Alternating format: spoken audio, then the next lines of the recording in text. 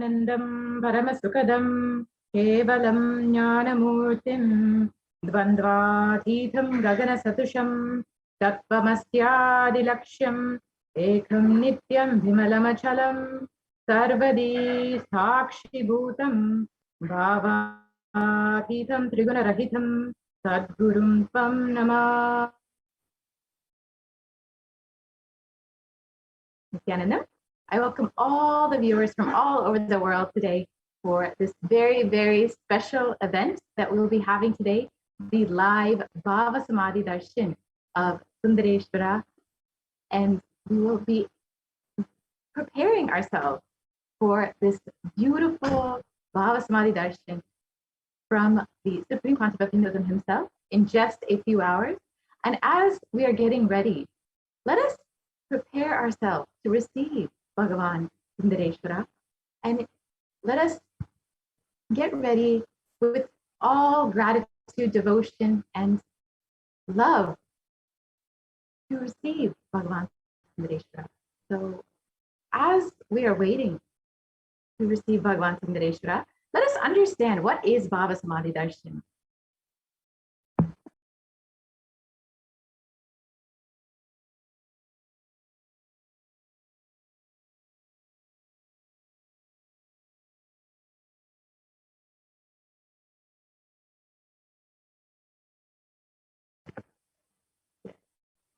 So Bhava Samadhi Darshan is connecting with the divine through an aspect.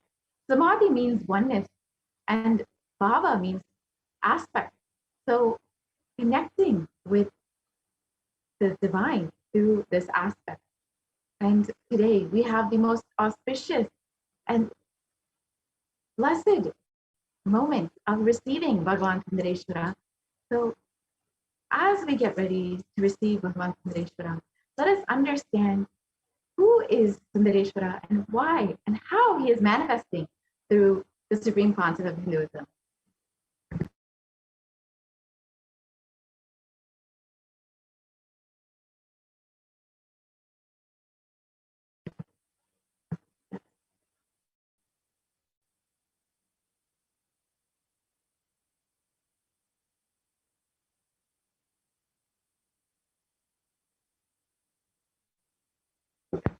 So let us understand who is Bhagavan Sundareshwara and how the Supreme Pontiff of Hinduism, out of his extreme compassion, is manifesting Bhagavan Sundareshwara today.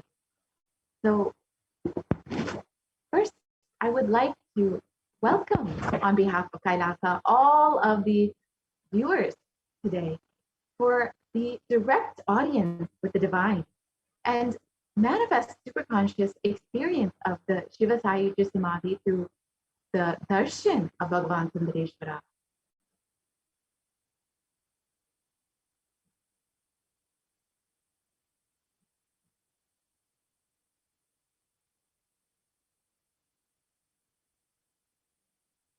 Yes, we can move to the next slide. So Sundareshwara is the complete expression of Paramashiva and the consort of Devi Meenakshi. And they lived together and ruled the entire cosmos from Madurai. So let us understand a little bit more about Bhagavan Sundareshwara.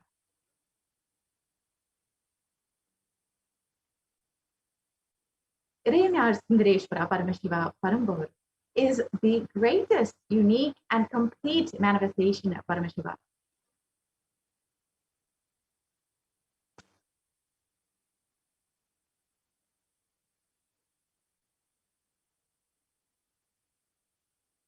Yes, we can move to the next slide, please. The kingdom of Madurai, known as Kailasa Shamla Pita Sarvajna Pita, is the oldest Hindu papal state and Enlightenment ecosystem that was established by Paramashiva, and the kingdom of Madurai was later revived by Lord Sundareshwara and Devi Meenakshi, who, as the deities and incarnations of Paramashiva, ruled over Madurai, revived the foundation pillars of it, and as the highest living stream of spiritual science.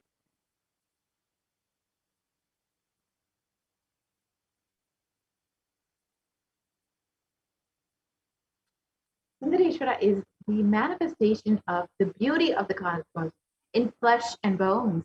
Irina Sundareshwara is the embodiment of superconsciousness expressed in the human body, playing with all his glories.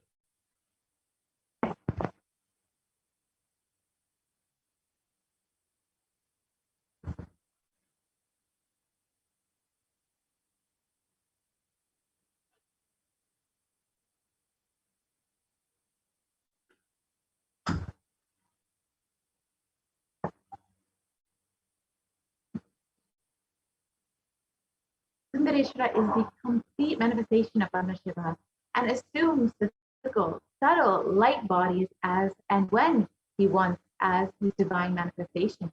He plays with all the physical realities and corrects, alters, intervenes, influences, changes, adds, removes, deletes anything in the physical plane as he likes without even a reason.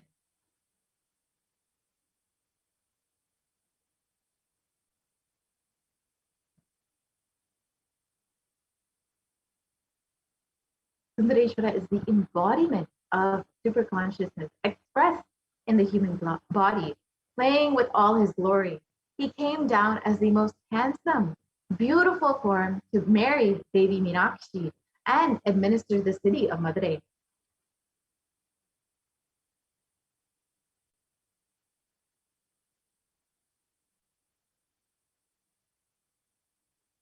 Sundareshwara himself manifested as Devi Meenakshi and Sundareshwara. Sundareshwara is the embodiment of superconsciousness. So Sundareshwara is the manifested as both Devi Meenakshi and Sundareshwara in one being manifested in two bodies. He assumed the physical body 11 times in Madurai to perform his divine leelas.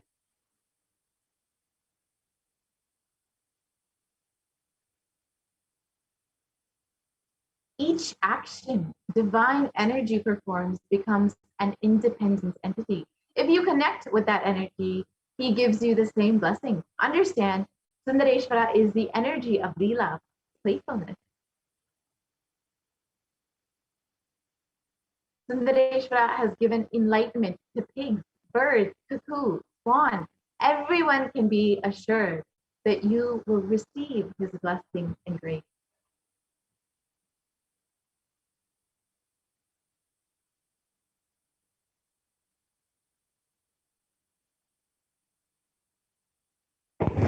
Sundareshwara's leelas are innumerable.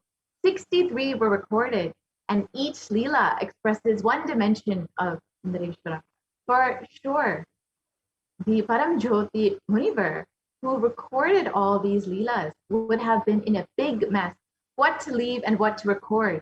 Hence, he has chosen one leela to explain one dimension of Sundareshwara.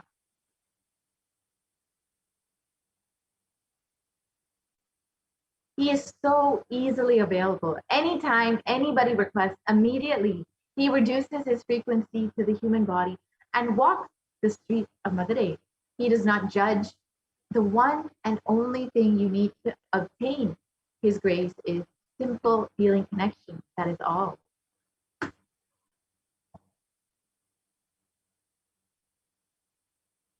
The 64th Leela is not Leela. His presence is recorded as Leela. So 63 are the actions, Leelas, and the 64th is his very presence. So 64th is all the said and unsaid Leelas, but put together is the 64th Leela.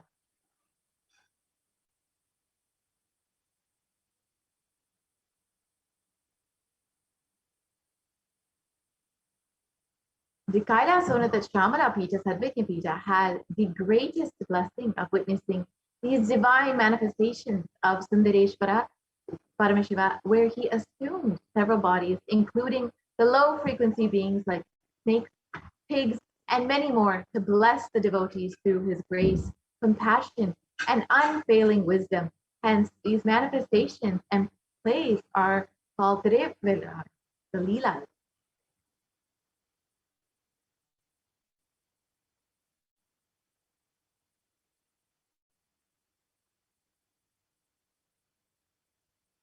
The Bhava Samadhi, Darshan. Let us understand what we will be receiving today when we have the Bhava Samadhi Darshan of Sundareshwara Paramashiva.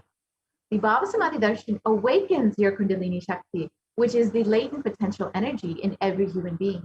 Awakening of the Kundalini Shakti results in extraordinary abilities, expressing to us like the third eye awakening, the ability to have remote vision, the ability to scan anyone's body, levitation, teleportation, and materialization.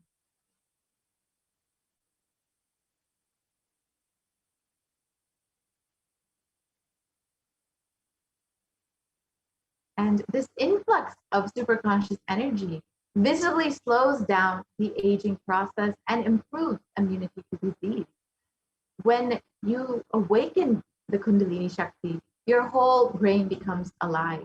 With increasing levels of coherence, the whole brain becomes alive, turning into a superconductor of conscious energies. That means that healing and empowerment and transformation happens in our lives. So this Bhava Samadhi Darshan is the science of experiencing the divine, the oneness with the divine.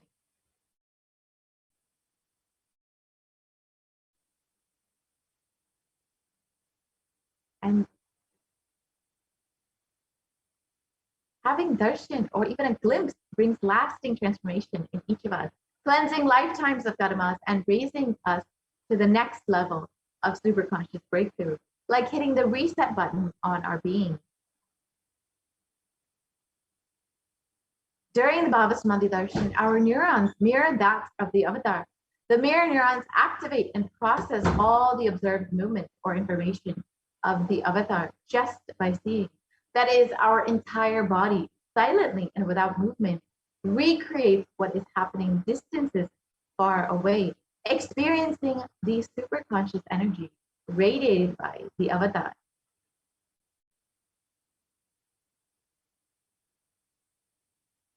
The Akashic readings are the readings from the cosmic archive. They are not predictions, it is the reading from the cosmic archive. There is no such thing as past, present, and future. Beyond space, creation and destruction happen simultaneously. In the dimension of time starts the past, present, and future. But in the Akashic record, there is no past, present, and future. That is why what you call as happening, and yet to happen are clearly already recorded. So as we get ready to receive Bhagavan Sundareshwara, manifesting through the Nijavatara of the Supreme Pontiff of Hinduism, Jagat Guru Mahasanidanam, His Divine Holiness, Bhagavan Nithyananda Paramashivam, let us understand who exactly is the Supreme Pontiff of Hinduism.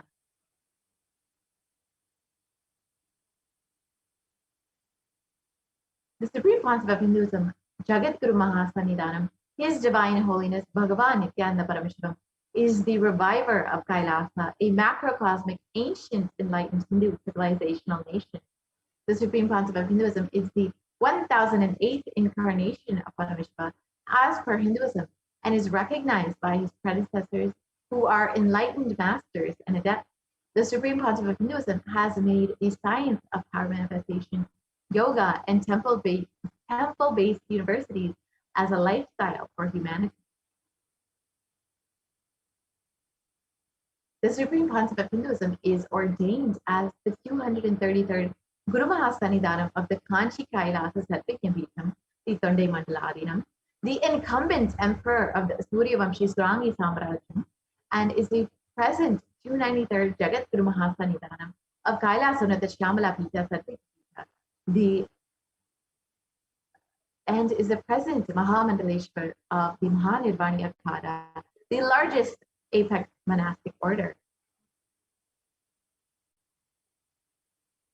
And the Supreme Pontiff of Hinduism is the 1008th Acharya Mahamandaleshwar of the Atalakada, is the present 23rd Guru Mahasanidanam of the Dharma Mukti Svargapura Adinam, and has been elected as the Supreme Pontiff of Hinduism by a congregation of over 1,000 Hindu leaders.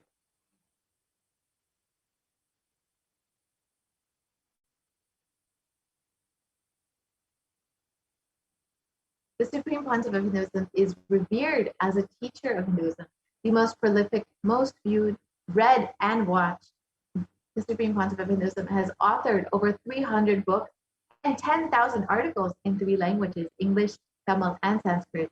And those have been translated into 50 languages with over 1,000 titles. And the Supreme Pontiff of Hinduism has over 20 million copies of books and articles sold, read, and downloaded, and over 10,000 hours of discourses delivered.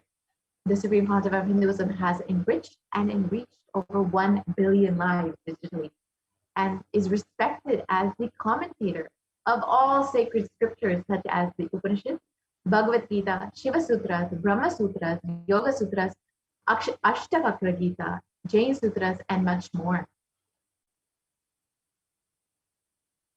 The Supreme Pontiff of Hinduism is honored as the leader of Hinduism, the most awarded, internationally recognized Hindu leader, and is the reviver of the 108 ancient Hindu sampradayas, including Rudrakanyas, Rudras, Rishis, Rishikas, Bhairavas, Bhairavis, Sannyasis, and many more.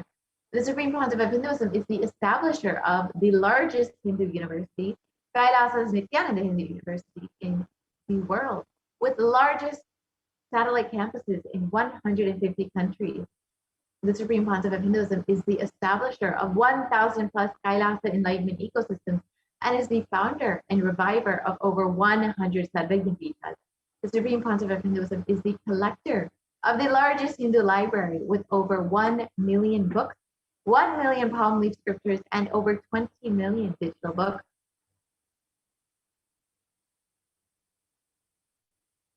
So let us understand about the Sundareshwara Bhava Samadhi Darshan today. So who is Sundareshwara? Sundareshwara is the embodiment of Shiva who founded Madurai Adinam. Sundareshwara did not manifest as the classical image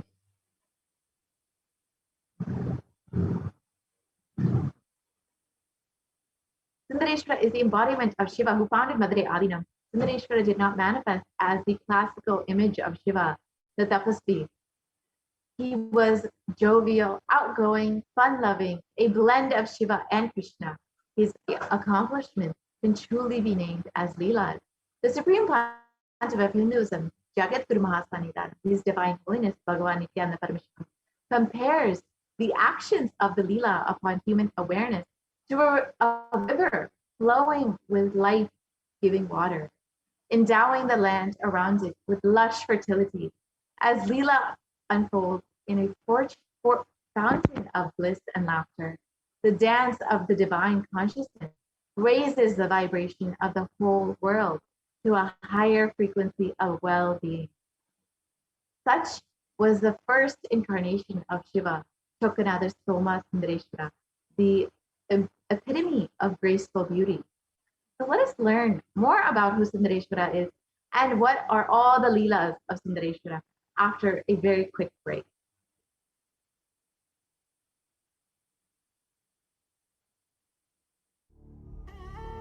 What I mean by the word Kailasa, listen intensely.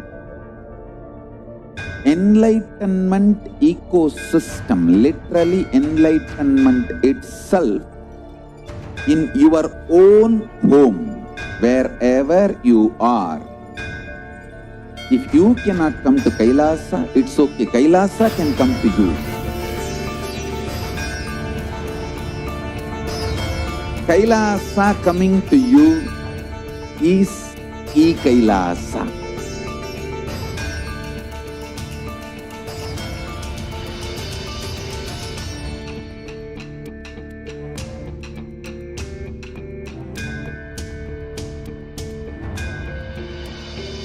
I will revive Hinduism. I am a Hindu revivalist, not by any revolution, but by evolution.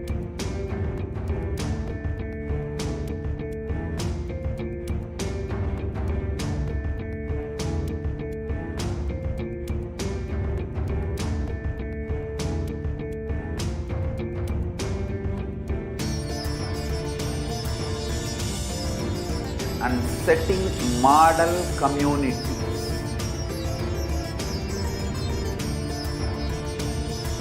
Kailasas, enlightenment ecosystems, Sarvanya Pitas all over the world.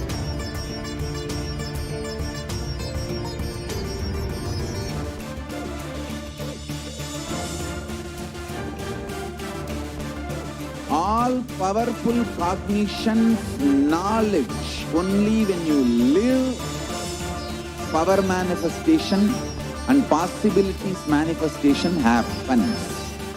It's a fundamental truth.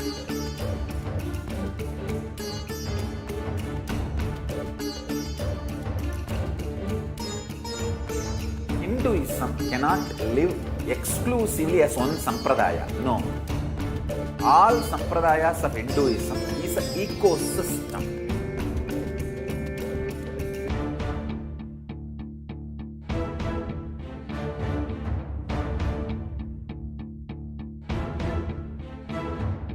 So don't keep quiet thinking that if one sampradaya is attacked, only that sampradaya is going to be affected. All of us are ecosystems.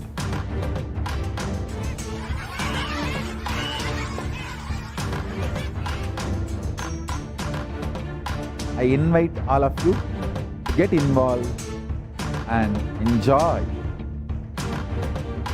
Hinduism by the principle of Dharmo Rakshati Rakshitaha.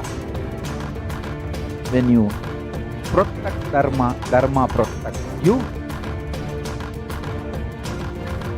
You will make the whole planet flourish spiritually, the spiritual prosperity. Happen to whole planet Earth. We all have to coexist together.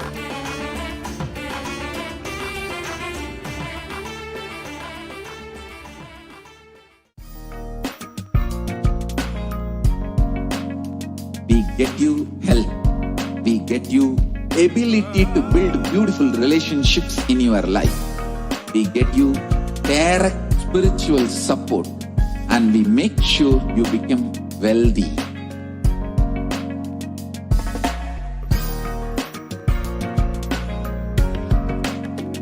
We won't stop giving you just good life. We will literally not stop till you live enlightened life. Manifesting the state of Paramashiva, space of Paramashiva, powers of Paramashiva, being of Paramashiva.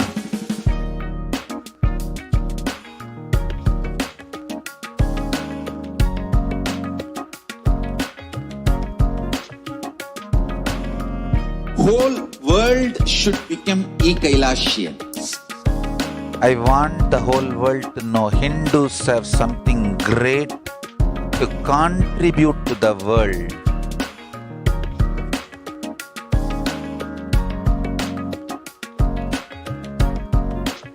We have something great to contribute to the world.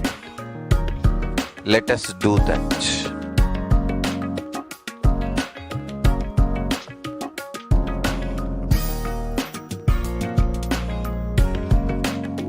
Kailasa is proper customized spiritual service helping you to identify your root patterns of suffering.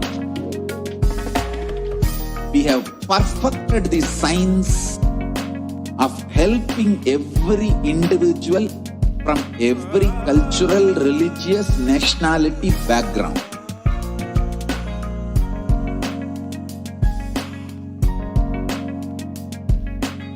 You will have lowest reactionary assumptions, highest awakened response, alive response for life continuously.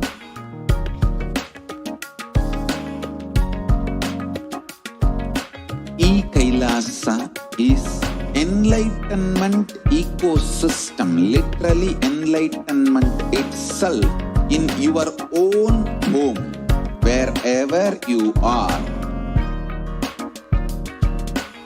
Proper offer customized spiritual service, helping you to complete with your life negativity, withdrawal from life, self-hatred, self-denial, self-doubt, so much of tiredness, laziness. We can support you, aligning your diet, your attitude, your aptitude, your understanding about life. We can help you with everything.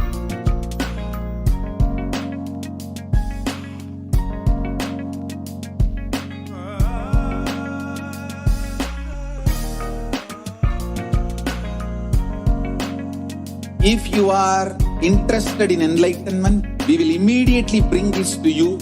If you are not interested, we will explain the whole science, inspire you and make you interested in enlightenment time. We need to cater this enlightenment science to the whole world wherever they are, because enlightenment is the birthright of all human beings. Kailasa is responsible to provide that to all human beings.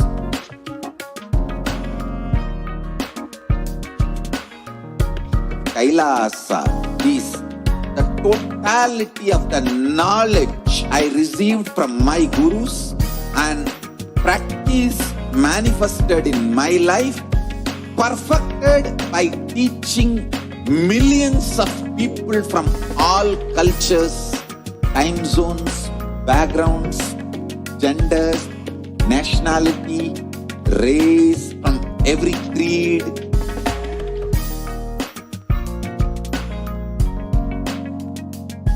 So this absolutely perfected knowledge available to you, served to you in your home without even you moving out of your couch, free of cost.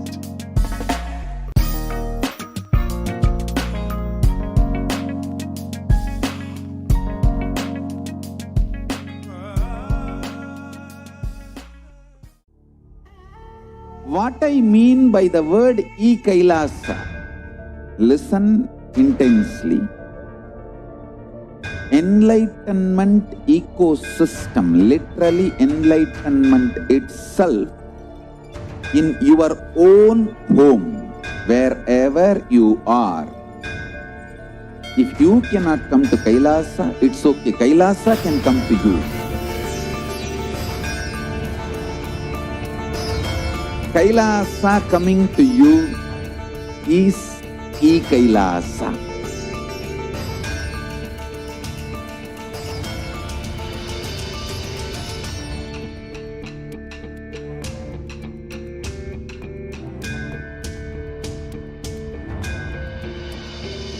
I will revive Hinduism. I am a Hindu revivalist, not by any revolution, but by evolution.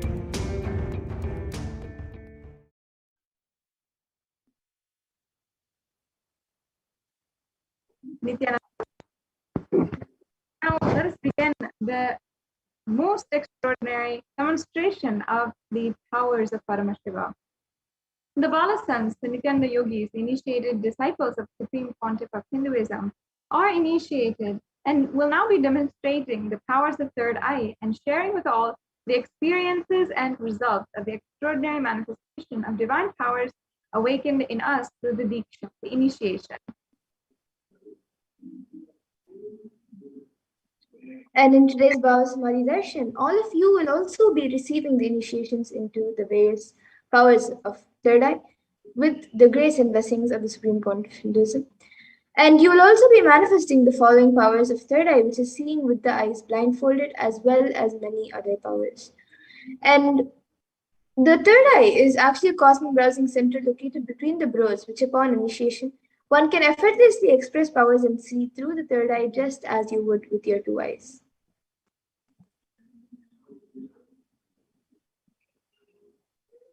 So what are the Shaktis exactly? What exactly is the definition, and how can we understand them in our normal human logic, even though they are way beyond anything that we can understand?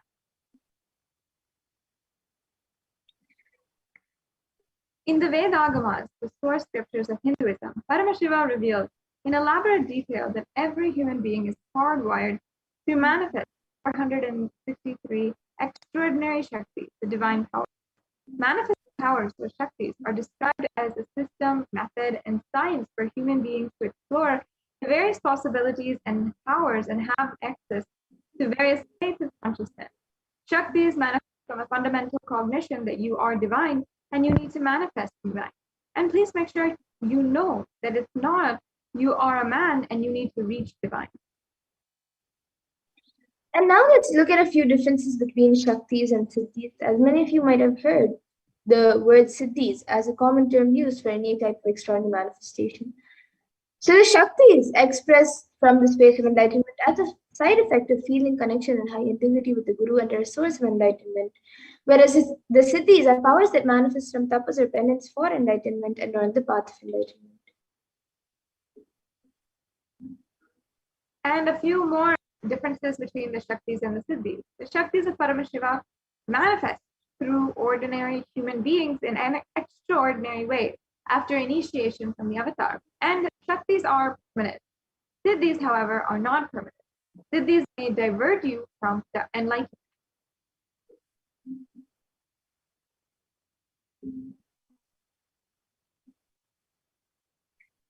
And the source of all these Shaktis, Paramashiva, is the primordial divinity of Hinduism, the ultimate reality and cause, which is self-effulgent, Swam Prakasha, all-pervading and changing beyond time, space, form, and causality. And as the fundamental base of Avyakta, the unmanifest, and Vyakta, the manifest existence, he performs the Panchakritya, or the 5 cosmic acts, which is Shrishti, creation, Sthiti, sovereign rulership and maintenance, Samhara, rejuvenation, through Bhava, pulling out illusion, and Anugraha, which is liberating grace for all living entities.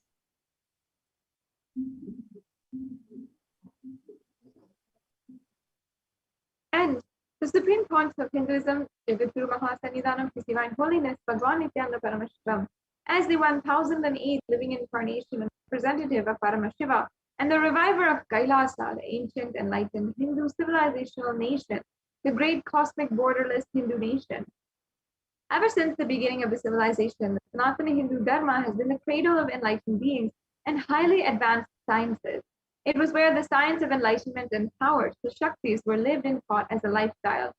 For the first time in the modern day, the Supreme Pontiff of Hinduism is reviving these yogic sciences and transmitting it to the world at a record-breaking, never accomplished way before.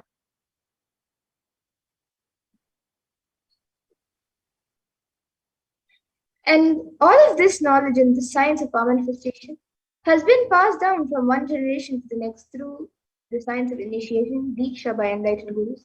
And the Supreme Pontiff of Hinduism, being recognized as an incarnation at a very young age by his gurus, was trained and taught these sciences to revive the initiations and knowledge repositories for billions to manifest the science of power manifestation from the disciplines of Vedanta, Tantra, Sri Vidya, Yoga and Yogic powers, Mantra Shastra, Siddha Vidya, science of Aushadha, Advaita, Bhakti Yoga, Paramashiva Jnana, Paramashiva Vijnana, and much more.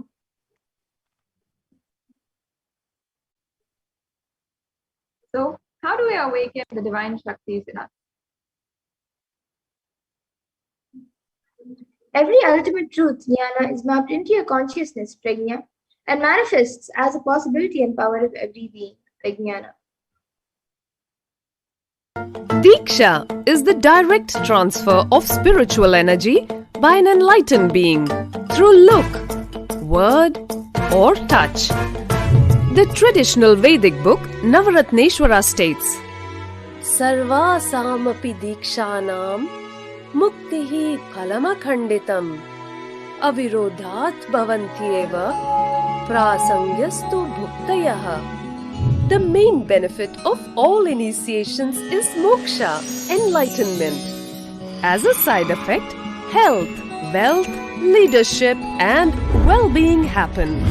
And in Rudrayamala Tantra, Shiva says, Devi diksha vihinasya na siddhihi na cha sadgatihi tasmat sarva prayatnena guruna dikshito bhavet.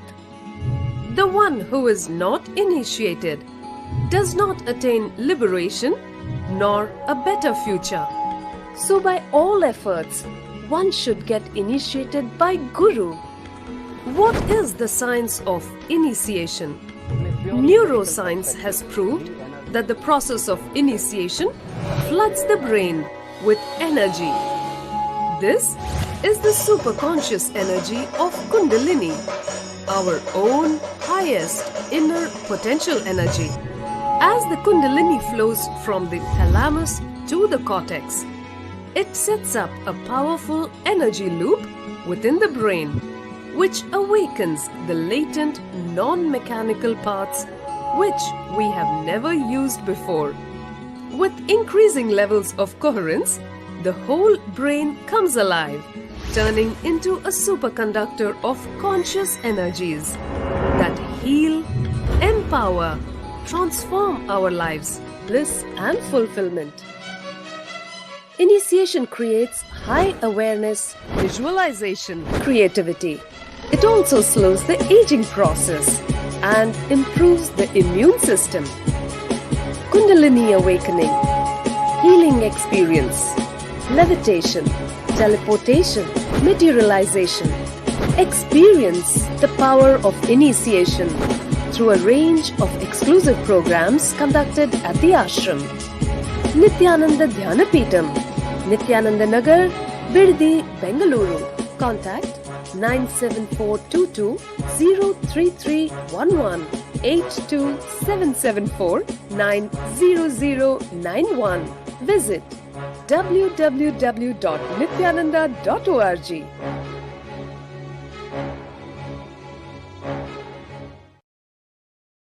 Yes, so that was a video on how the science of Diksha works. And now we will be seeing how this science of manifestation is authenticated through 4 aspects of evidences, or pramanas as known in Sanskrit. So the first is the Shastra Pramana, which are the eternal unchangeable truths revealed in the source scriptures. And then the Apta Pramana, which are the experiences and results of Apta, the authorities of Hinduism, where the Vedic rishis and scientists have time tested and verified these sciences. And the next, the Atma Pramana. The Atma Pramana is the account of the Supreme Pontiff of Hinduism, the million avatars' personal experience of power manifestation. And his very life and manifestation itself is the power demonstration itself. The Pratyaksha Pramana is the empirical evidence from observation and scientific experimentation.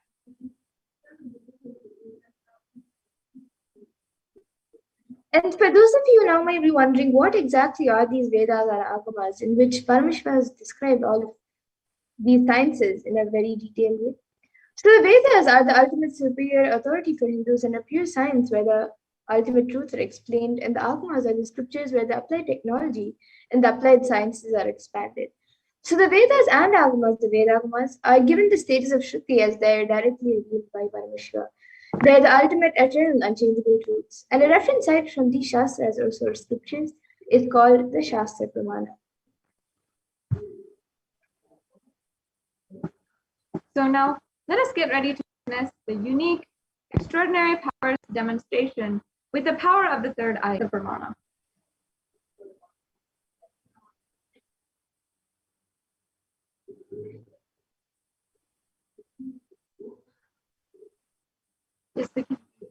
So we'll be first entering into the power of third eye, the power of seeing with eyes blindfolded.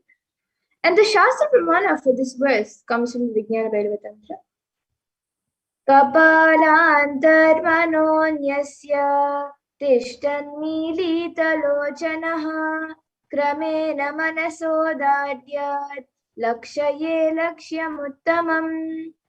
Within the crown center and sitting stably without any movement, having the eyes closed in succession, by that stability of the mind in inner space through the power of the third eye, one directly sees the ultimate goal Lakshyam by having the vision beyond the sight that reveals any object or place, attaining the space of oneness with the source Paramashiva.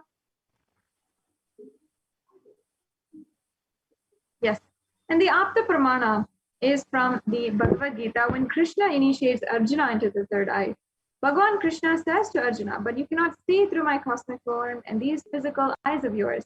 Therefore, I grant you the divine third eye vision. Behold my cosmic opulence. In the Hindu Purana Bhagavad Gita, Bhagavan Krishna initiates Arjuna into the power of third eye to behold Krishna's Vishwarupa Darshana, the vision of his cosmic form. The 11th chapter of the Bhagavad Gita contains a description of Bhagavan Sri Krishna's cosmic form and is completely narrated by Arjuna as he sees Bhagavan through the third eye. So now, the next we have the outside broke. himself.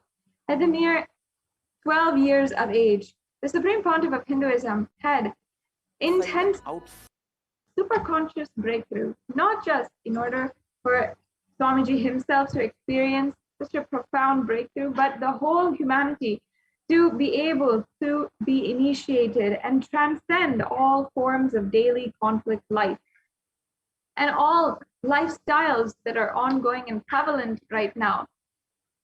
The Supreme Pontiff of Hinduism had literally had the experience where he had been able to see 360 degrees around him and above him, below him, and in every single direction. And as well, the Supreme Pontiff of Hinduism on this very time, on this very day, had actually been able to initiate the first disciple of the Supreme Pontiff of Hinduism and transfer this enlightenment experience to one of his childhood classmates as well. The next slide, please. We can go on. Inside and outside broke. The first experience is that I was able to see everything around me, above me, the whole 360 degree, 10 direction, below me, everything. I realized not only I was able to see, I was able to feel, experience. I felt that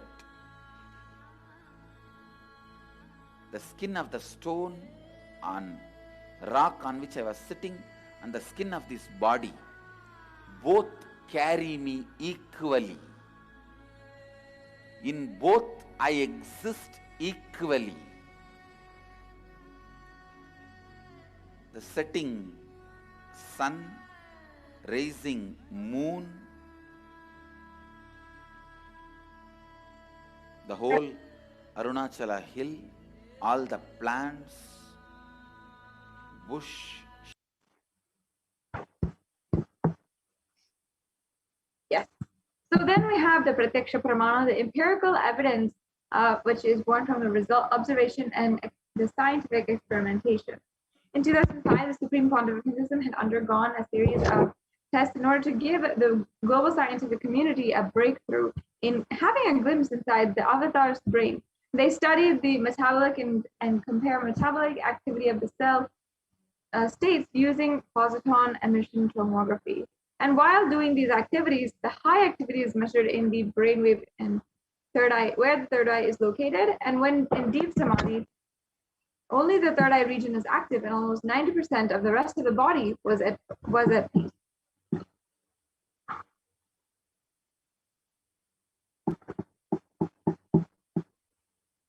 And finally, there's the Sakshi Pramana. This rare sacred science of third eye awakening is being made available to humanity for their ultimate enrichment and conscious evolution by the Supreme Pontiff of Hinduism. As living incarnation of Paramashiva, the Supreme Pontiff of Hinduism embodies the most profound yogic states, surpass the bounds of time and space and matter as well. And the Supreme Pontiff of Hinduism is gifting this pure great science of third eye awakening along with many other sacred spiritual sciences through the initiation, where millions of people have been initiated by the Supreme Pontiff of Hinduism and are experiencing the profound results as extraordinary powers in the third eye everyday life.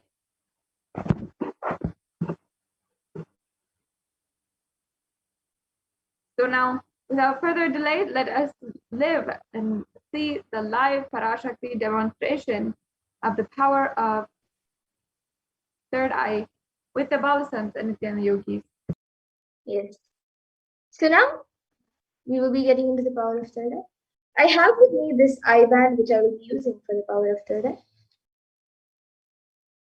And in front is a thick opaque plastic sheet, and in the back it is thick opaque plastic. It is thick sponge. Yes, ma'am. We can stop the screen share so the viewers can see the IBAN. Okay. So now you can all see this IBAN, both the back and front, and this will make sure that there is no light which comes around my eyes, near my eyes. And this IBAN is actually certified by ophthalmologists not let any light inside, and it is given for people who have insomnia. So now a volunteer will be putting on this IBAN on my eyes, and now anyone watching us on YouTube, once this IBAN is put on me, you can put your comments in the live YouTube chat box, and I will be reading those live comments. So you can put anything you would like, and now the volunteer will be tying the IBAN in.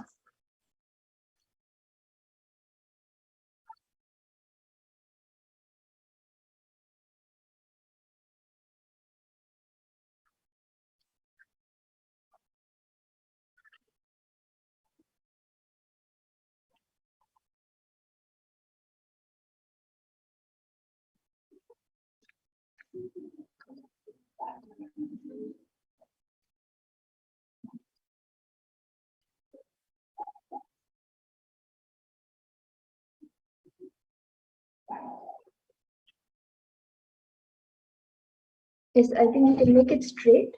It's one side is up, one side is down.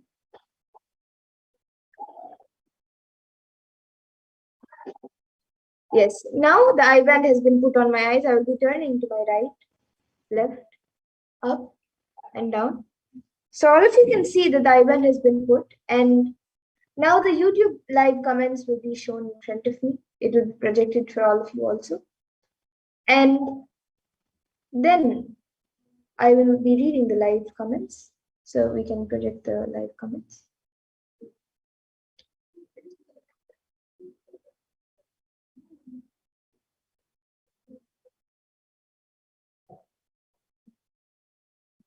So we have the last comment from Pooja Kumar. She has put a strawberry emoji, then a flower emoji, a panda emoji, and then like the sleeping emoji.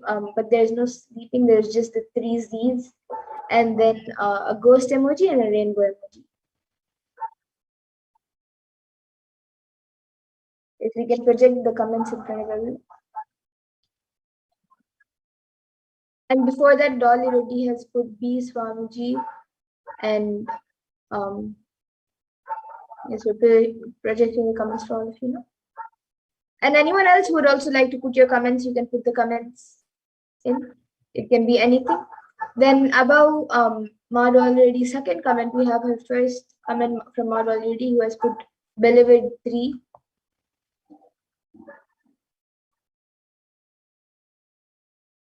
And anyone else who would like to put in your comments, you can put it in.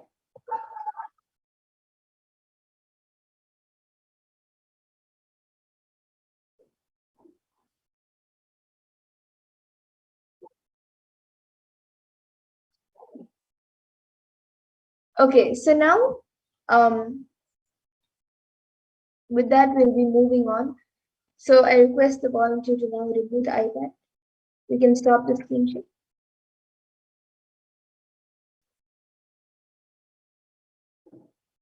Yes, so now we'll be moving on to the further segments of this program. But before that, all of you can see the IBAN being removed, and you will see that there's nothing added or nothing removed from the IBAN. It would be just as all of you saw it before. So yes, now all of you can see the IBAN.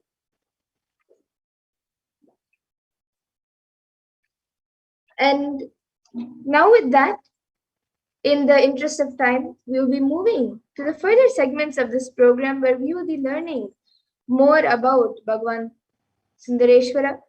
As today we have the live darshan of Bhagwan Sundareshwara, the Sayujya Samadhi darshan of Bhagwan Sundareshwara. So we'll be moving on to the further segments of this program where we will be learning more about Lord Sundareshwara. So please stay tuned, and we will be back after a really short break.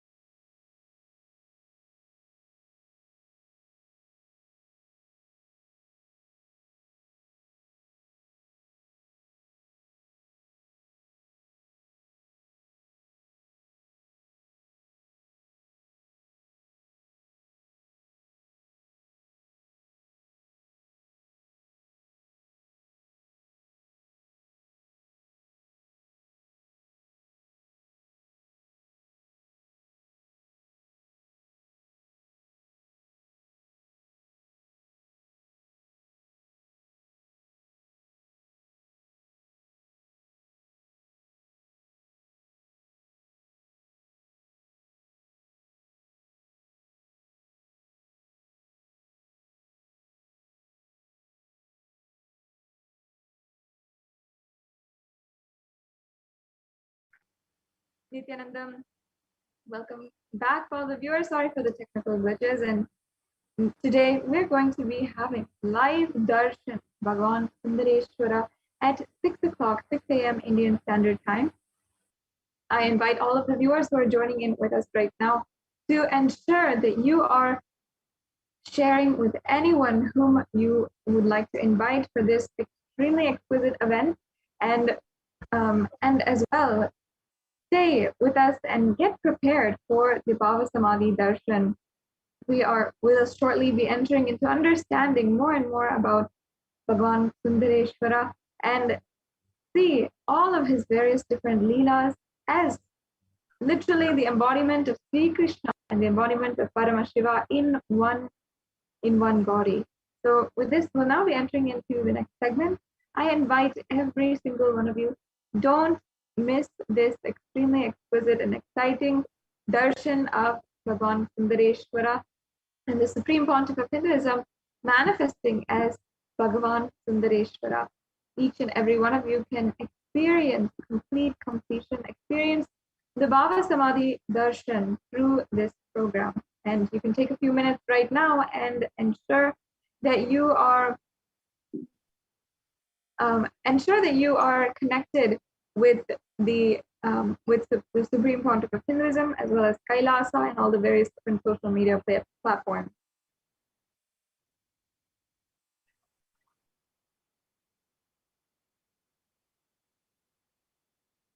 So you can stay tuned and ensure that you get the notifications. Perhaps there might be a new notification regarding the live darshan which is happening today, perhaps if it's at a later time, or there's a registration link, or if for any of the next events, for the events that we will be having in just now in a few days' time, we will be able to share with you, and you won't miss a notification again.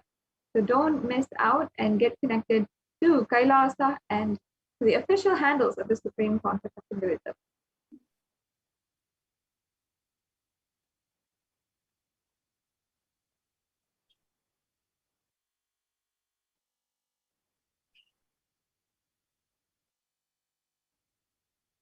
So now in this next segment, we'll be understanding and going deeper into the understandings of Bhagavan Sundareshwara. Sundareshwara is the embodiment of cosmic beauty. All the grace and all of the beauty of the universe is embodied in the form of Bhagavan Sundareshwara. And there are actually 64 leelas of Sundareshwara where he came down, he manifested, and he had played different parts for so many people. The beauty of Sundareshwara is how simply and casually he radiates enlightenment, whether it is enlightening all kinds of animals, moving and bringing and literally having so many different leelas of so much of devotion, where the stories are told today, until today, on the amount of devotion of the leelas of Bhagavan Sundareshwara. So in just a few minutes, we'll be just projecting the slides and starting the understanding about Bhagavan Sundareshwara.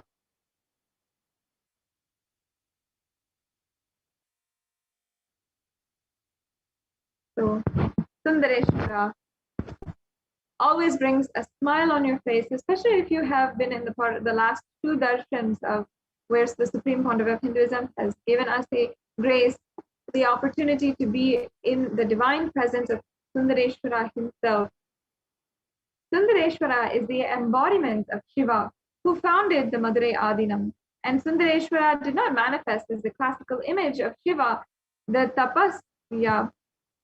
He was jovial, outgoing, and fun-loving, a blend of Shiva and Krishna, and his accomplishments can be truly named as leelas.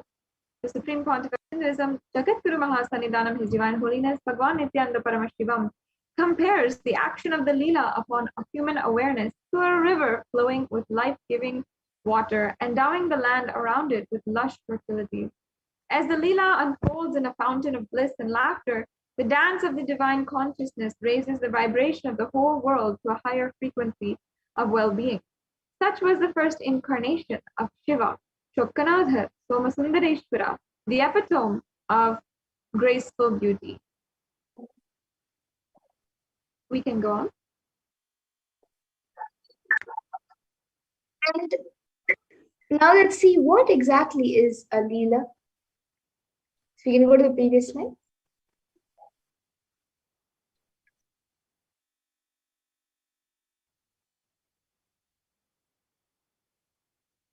So there is no other branch of Shaivism, no other tradition in the Vedic religion that talks about Paramashiva's Leelas. Paramashiva was always considered to be the frozen Himalaya. Only Krishna was considered as flowing Yamuna, doing all Leelas, entering into the barren land, making it fertile, flowing through the valleys and hills, reaching the ocean. Leela means the pure consciousness, entering into the matter, nature, Maya, Prakriti, and playing as it wants. It's like you already completed PhD, but you casually enter the first standard class and you just do any mathematics given in the first standard book and any syllabus given in the first standard book. You read everything, you master everything, you memorize everything, you show all your powers to the first standard students. What will that poor fellows do? Leela is like that. The ultimate enters into the lowest possible existence and plays with all the powers. Leela is the extraordinary consciousness landing in the lowest possible existence and playing. It was always attributed to Vishnu.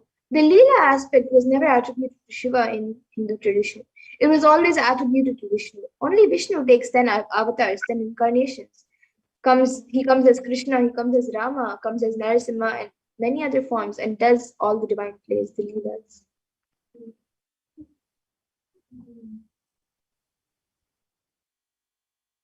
And never ever a Leela was attributed to Paramashiva. Never even the Paramashiva's Leelas were absorbed, experienced, described other than the tradition of the Madurai Adinam, the Vedaneri. Only in the tradition of the Madurai Adinam, such a beautiful, visual, detailed, factual, historical presentation of Paramashiva's Leela is described. Paramashiva assuming the body of lower frequencies like the human body, the pig body, so any low frequency bodies, he assumes and expresses the superconsciousness and plays with powers. The 63 Leelas of Paramashiva understand 64 Leelas are described, but one Leela in his presence, no action. That is why the pontiff of Hinduism says 63 Leelas. 63 are only the action. The words Leela can be described only to action or present. So in that 64, one is just his presence, action, when 63 are action.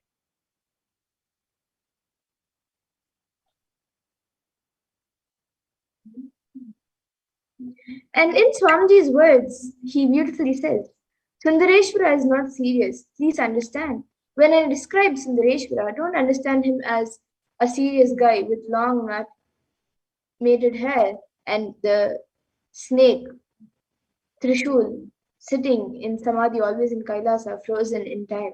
No. Sundareshwara, powerful, playful, divine, above all, handsome. That is why he is called Sundareshwara, Lord of Beauty, Lord of Handsome. Coming down, selling firewood, selling pearls and diamonds, selling bangles, destroying all the obstacles happening to the Madurai city and its devotees. I tell you, Sundareshwara is the most powerful living incarnation. Please understand, he is so easily available. Anytime anybody requests, immediately he reduces his frequency to human body, walks on the streets of Madurai.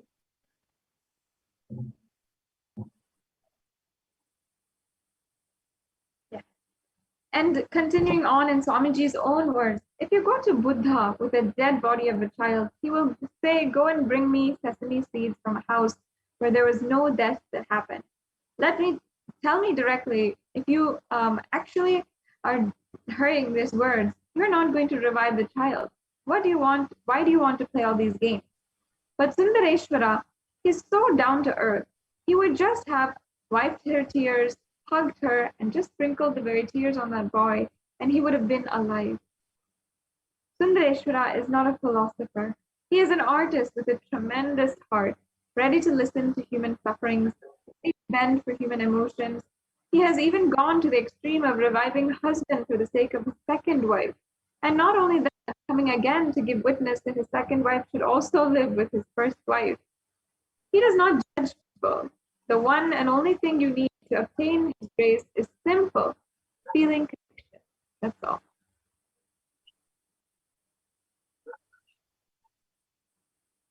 And Swamiji continues, the compassion has different dimensions and different levels.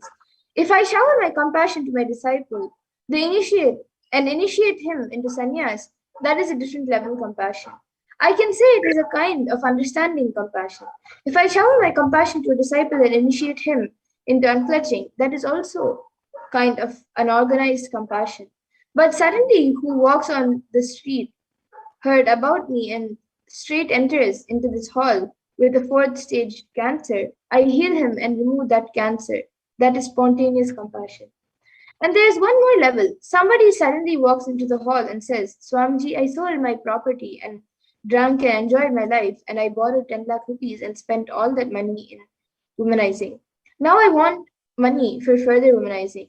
If I give him 20 lakhs, that is Chakanada's compassion. Understand? That is Sundareshwara's compassion. Doesn't bother about anything. Only thing you need. Just you need to have a simple feeling connection and you need to ask him. That's it. Sundareshwara's compassion. Even the word compassion is too small. How much he has to go through. What a being.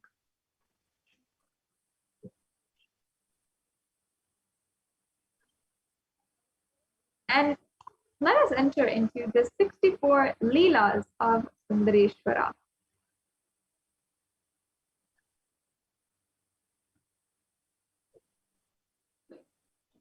So the 64 leelas of Lord Sundareshwara is started when he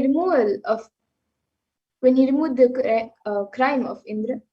So Indra, the king of all of celestials, was engaged in attending to the dancers of his paradise when his guru Brihaspati came to see him. And Indra was so very absorbed in his pastime and he did not pay proper attention to the guru nor rise to salute him. Brihaspati departed in great anger, and in consequence of Indra's indifferent attitude to his guru, he had to lose all his prosperity, and before that, the sympathy of his guru. Having no longer his former preceptor, Indra took a three-headed giant, Asura, for his preceptor. But inducing him to make a sacrifice, he learned bitterly that the new guru purposed to destroy the gods and favor his clan. Therefore, Indra killed him, whereby he incurred the sin of Brahmahatya, crime of killing a Brahmin. And the father of that giant would not allow this act to go unrevenged. So he made a yagam from which Vridrasura came forth, whom he ordered to kill Indra immediately. The latter struck the giant, but finding that he could not kill him, he hid himself in a lotus flower. He then went to Brahma and was directed to a place where an old Brahmin named Tadichi had long been performing penance, and was advised to take his shoulder bone, which would suffice for the object in view. Since it was molded of a good number of powerful weapons and were entrusted to him, the old Brahmin gladly gave up his life, and Indra, taking his shoulder bone, by its aid killed the Asura. And hereby the sin of Brahmahatya was doubled, and in consequences of its burden, Indra again concealed himself in a lotus flower.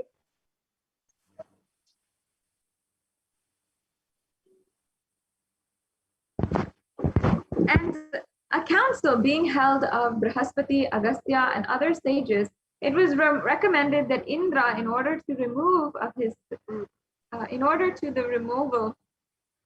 his sin, should go down to the earth, visit the sacred places, and bathe in the rivers. This he did without finding relief till he came to a certain forest of the Kedamba trees, where suddenly he found his burden removed.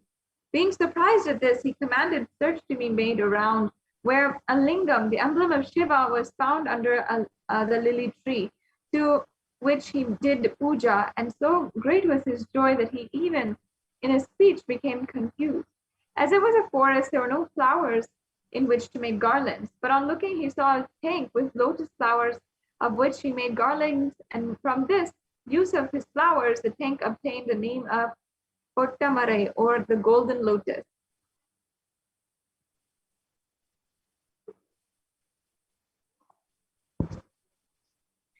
And the next is the removal of the curse of Airavata, the elephant.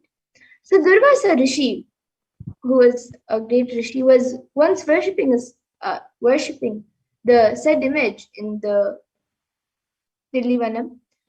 When he took lotus flowers and after presenting it to the god, carried it with him to Indra's paradise, who was then riding on his white elephant and going to encounter the giants. He respectfully gave it to Indra, who laid it on the head of Airavata, the elephant, between his tusks, but the animal threw it down and trampled it under his foot. So for doing so, Durvasa pronounced on it a curse to the effect that it should become a wild elephant of the woods. But as the animal implored mercy, the period was limited to 100 years. In consequence, while the elephant was in the Tili forest, it one day poured water over a lingam, which, on enquiry learning the nature of the case, told the elephant to place it as Indralingam, as Airavatam. Having done so, the elephant again became the Vahan, or the vehicle of Indra.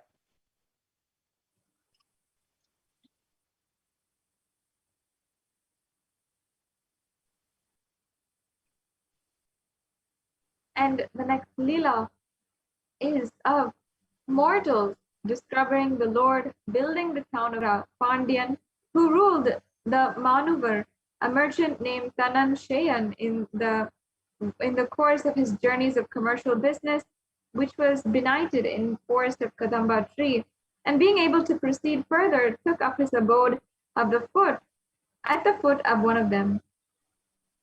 He was surprised at the sight of an unusual splendor, and going to look, was favored by the Lord with a view, because he had been very virtuous in a former birth.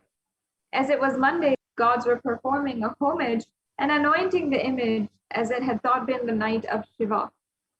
The merchant bathed in the tank and worshipped when the gods had disappeared. He saw the stone immediately, and the next day told the king aforesaid what he had seen.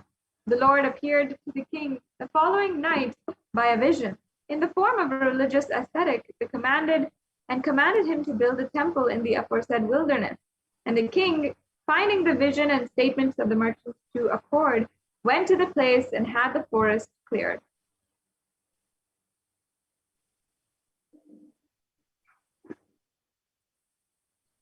And being uncertain how to build a temple in town, he had another vision which the Lord appeared and gave instructions. In obedience to which workmen were employed, having a king's street, Brahmin street, and also chorriers, mandapams, tanks, and the like city was built. The whole being splendidly finished, with a palace also for the king on the northeast quarter. An embarrassment arose as to how these numerous buildings could all be purified preparatory to residence at once.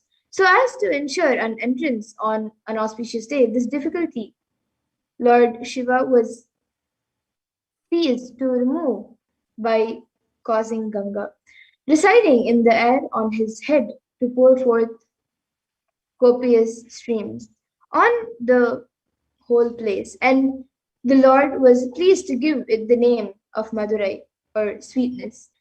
And he then disappeared. The king placed guards on the four cardinal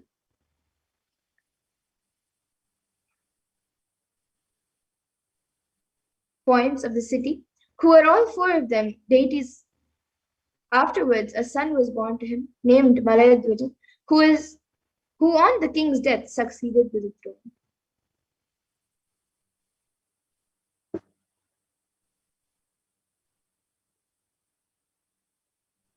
And before we go on into the next Leela,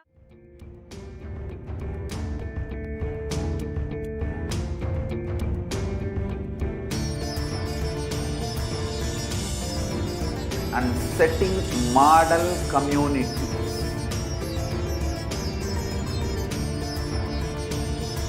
Kailasa, Enlightenment ecosystems, Sarvanya Peethas all over the world.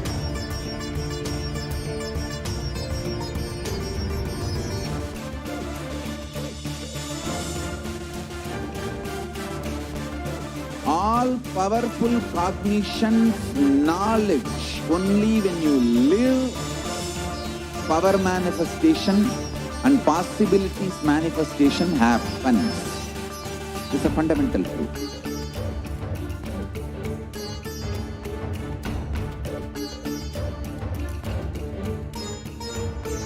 Hinduism cannot live exclusively as one sampradaya. No. All sampradayas of Hinduism is an ecosystem.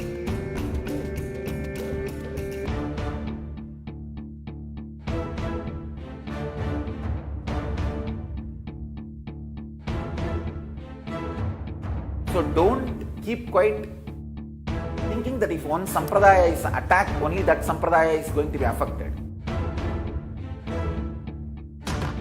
All of us are ecosystem.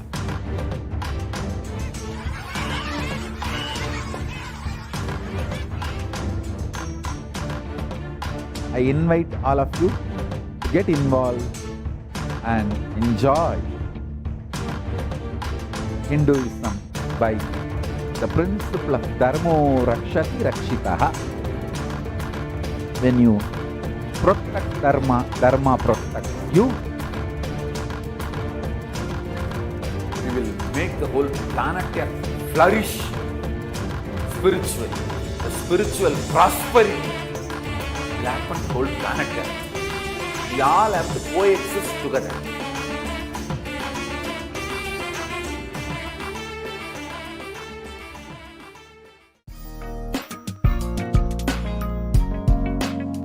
We get you health.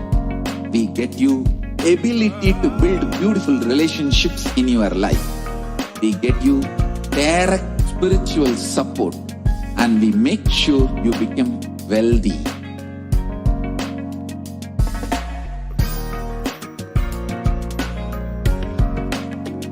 We won't stop giving you just good life. We will literally not stop till you live enlightened life. Manifesting the state of Paramashiva, space of Paramashiva, powers of Paramashiva, being of Paramashiva.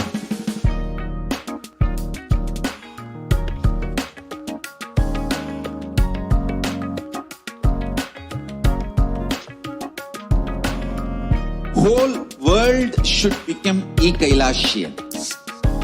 I want the whole world to know Hindus have something great to contribute to the world.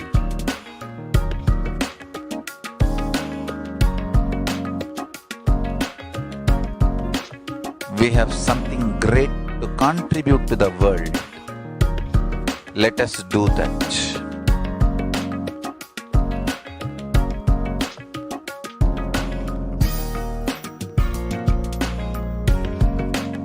Kailasa is proper customized spiritual service helping you to identify your root patterns of suffering.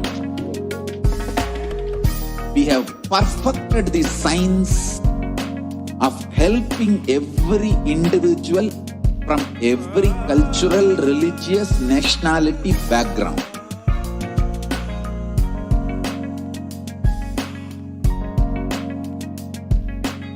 You will have lowest reactionary assumptions, highest awakened response, alive response, for life continuously.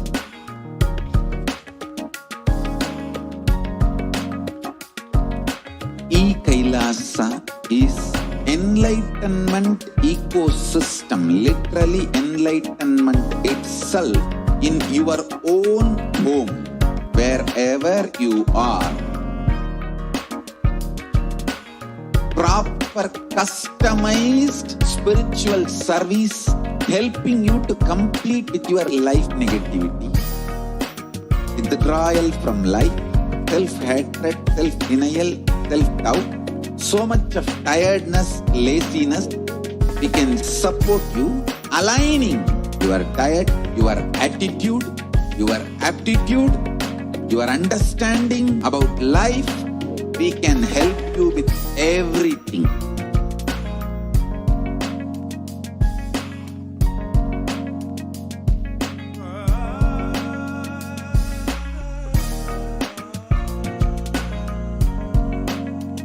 If you are interested in enlightenment, we will embrace from every creed,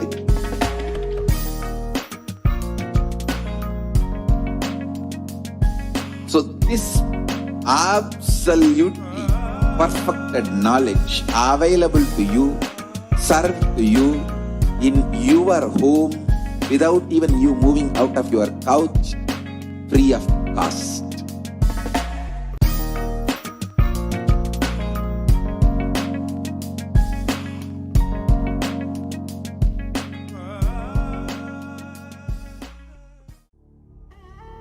What I mean by the word Kailasa, listen intensely.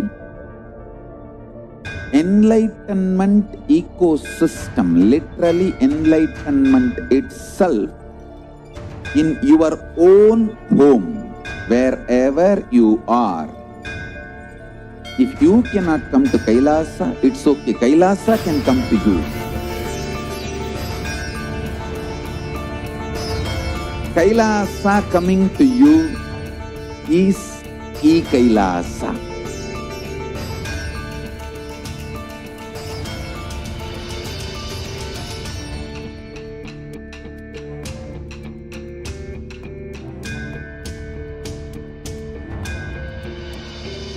I will revive Hinduism. I am a Hindu revivalist, not by any revolution, but by evolution.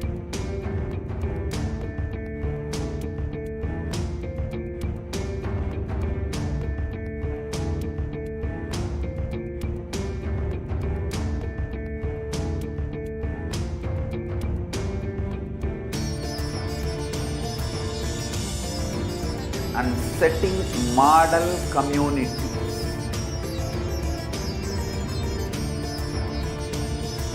Kailasas, enlightenment ecosystems, Sarvanya Pitas all over the world.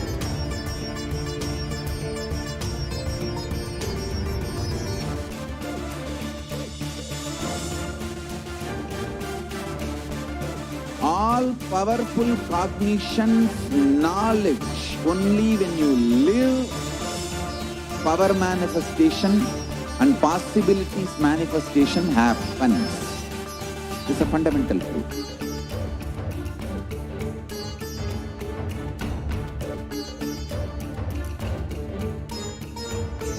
Hinduism cannot live exclusively as one sampradaya. No. All sampradayas of Hinduism is an ecosystem.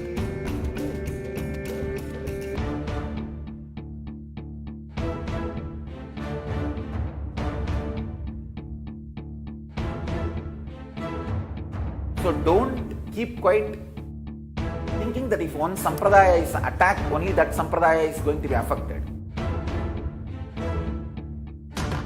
All of us are ecosystem.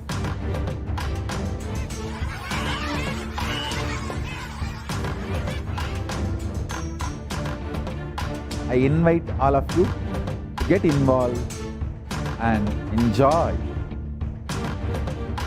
Hinduism by the principle of Dharmo Rakshati Rakshitaha. When you protect Dharma, Dharma protect you. We will make the whole planet flourish spiritually. The spiritual prosperity will happen to the whole planet. We all have to coexist together.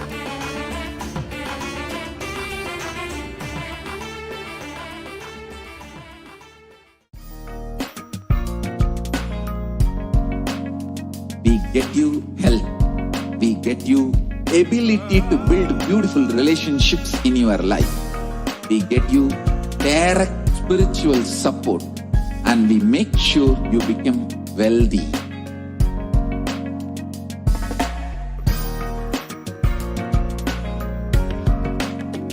We won't stop giving you just good life. We will literally not stop till you live enlightened life. Manifesting the state of Paramashiva, space of Paramashiva, powers of Paramashiva, being of Paramashiva.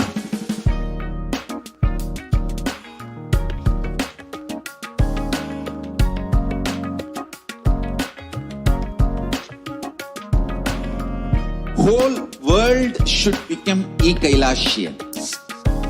I want the whole world to know Hindus have something great to contribute to the world.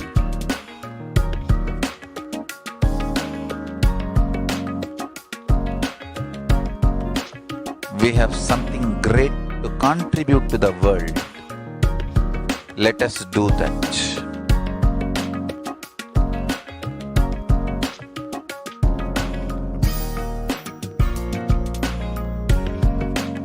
Kailasa is proper customized spiritual service helping you to identify your root patterns of suffering. We have perfected the science of helping every individual from every cultural, religious, nationality background.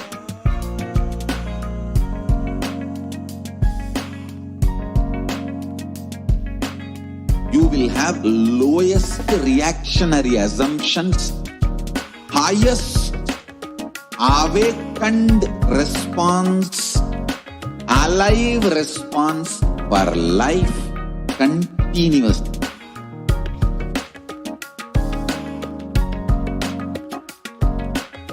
Kailasa is enlightenment ecosystem, literally enlightenment itself in your own home, wherever you are.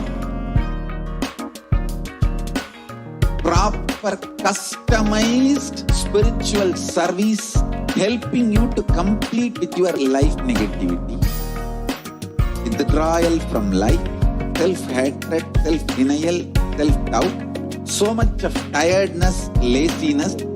We can support you aligning your diet, your attitude, your aptitude, your understanding about life. We can help you with everything.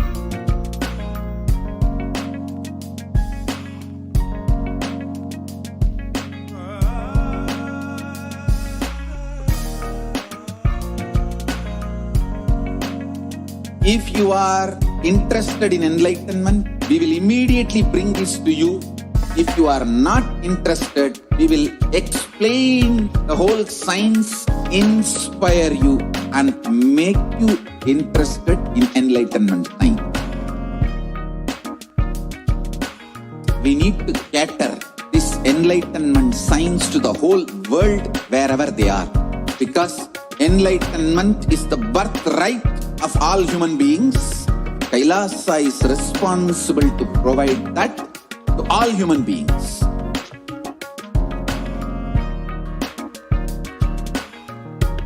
Kailasa is the totality of the knowledge I received from my gurus and practice manifested in my life, perfected by teaching millions of people from all cultures, time zones, backgrounds, genders, nationality, race, from every creed.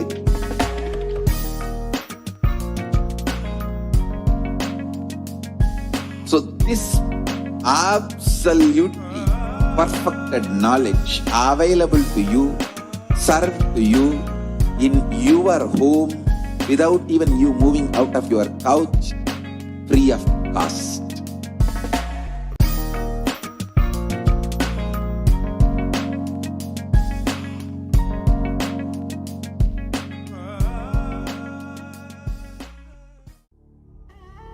What I mean by the word Kailasa, listen intensely. Enlightenment ecosystem, literally enlightenment itself, in your own home, wherever you are. If you cannot come to Kailasa, it's okay. Kailasa can come to you. Kailasa coming to you is Kailasa.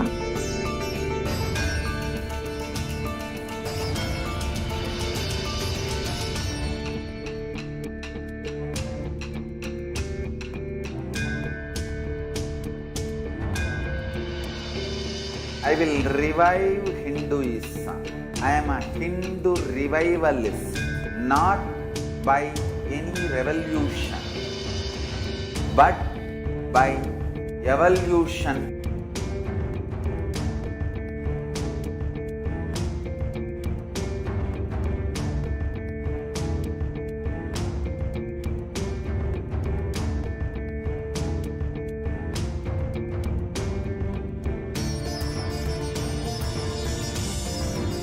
And setting model communities.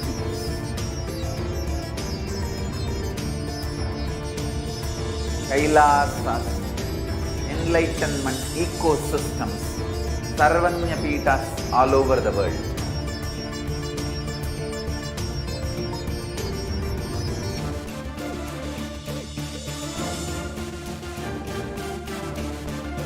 All powerful cognition, knowledge, only when you live, power manifestation and possibilities manifestation happens. This is a fundamental truth.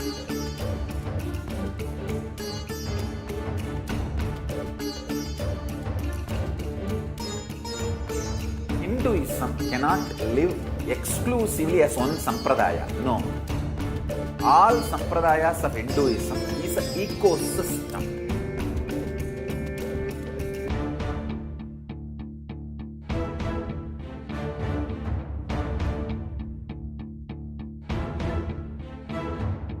So don't keep quiet thinking that if one sampradaya is attacked, only that sampradaya is going to be affected.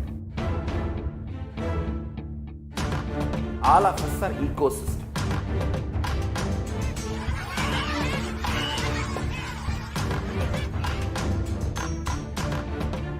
I invite all of you to get involved and enjoy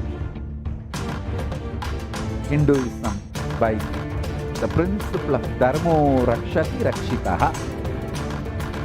When you protect Dharma, Dharma protects you.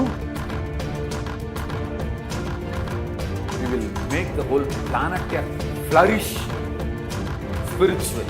The spiritual prosperity will happen to the whole planet. We all have to coexist together.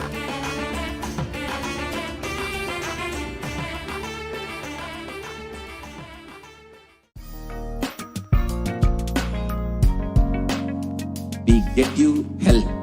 We get you ability to build beautiful relationships in your life. We get you direct spiritual support, and we make sure you become wealthy.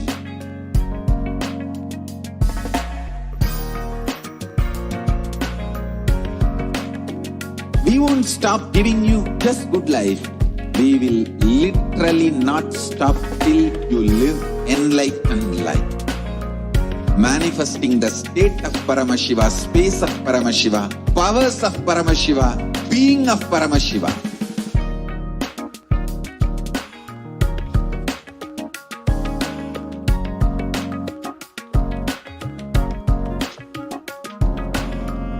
whole world should become Kailasians. I want the whole world to know Hindus have something great to contribute to the world.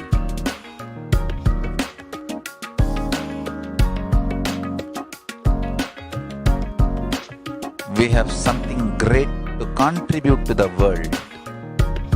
Let us do that.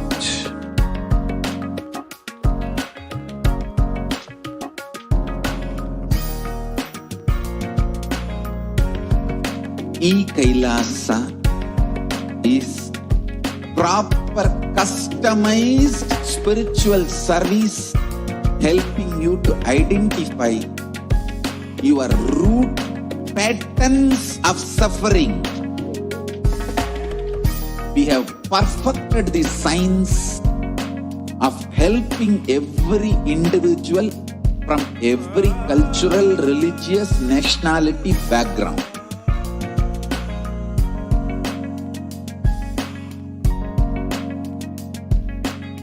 You will have lowest reactionary assumptions, highest awakened response, alive response for life continuously.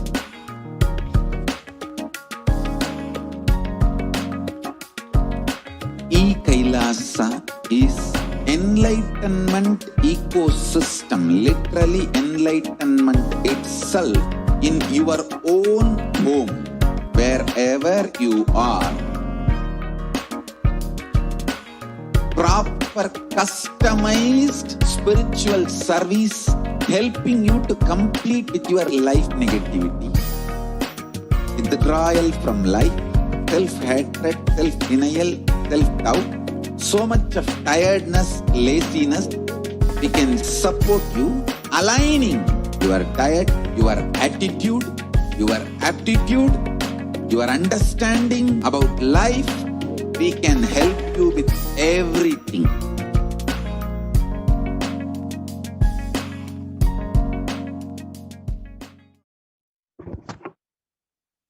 Nithyananda, welcome back to your viewers. So let us now enter into this next segment and understand who is Bhagavan Sundareshwara. Bhagavan Sundareshwara is the greatest, most unique and complete manifestation of Paramashiva.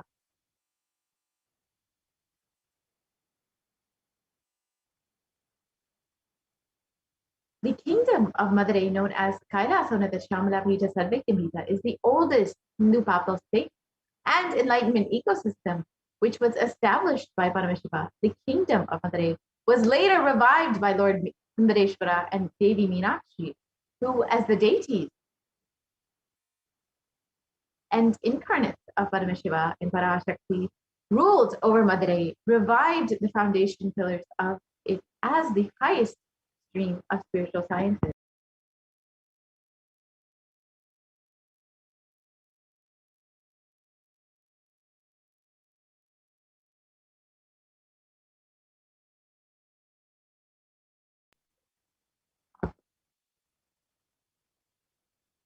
Bhagavan Sundareshwara, Paramashiva, is the manifestation of the beauty of the cosmos. In flesh and bones, he's considered the most beautiful manifestation of Paramashiva. And Sundareshwara is the embodiment of superconsciousness expressed in the human body, playing with all of his glory.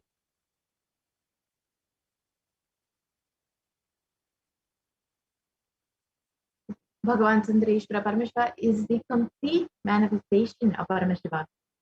Assumes the physical, subtle, light bodies, and when he wants, as his divine manifestation, he plays with all the physical realities and corrects, alters, intervenes, influences, changes, adds, removes, deletes anything in the physical plane as he likes without a single reason.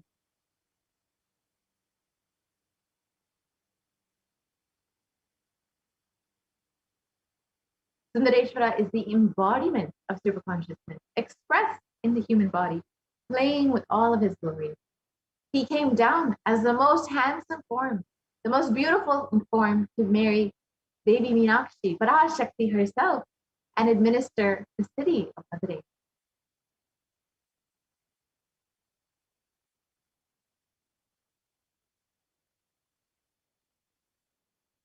Bhagavan Sundareshwara Paramashiva manifested as Devi Meenakshi and Sundareshwara, one being manifested in two bodies.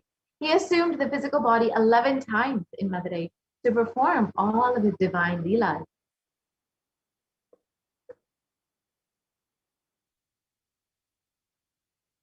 And each action is divine energy becomes an independent entity.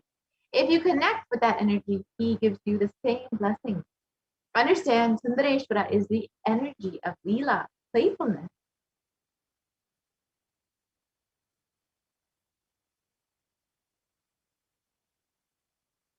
Sundareshwara has even given enlightenment to pigs, birds, cuckoos, swans. So everyone can rest assured Sundareshwara will grace you and bless you as well.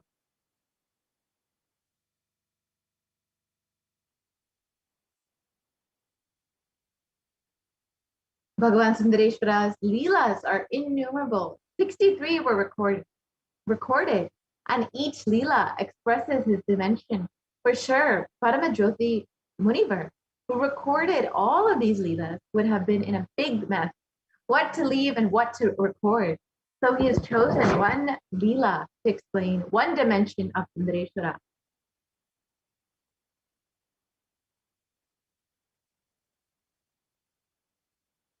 Sundareshwara is so easily available. Anytime anybody requests, immediately he reduces his frequency into the human body and walks on the streets of Madurai.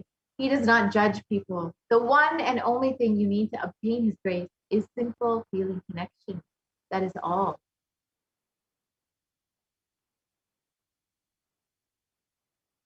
The 64th Leela is not Leela. His presence is recorded as a Leela.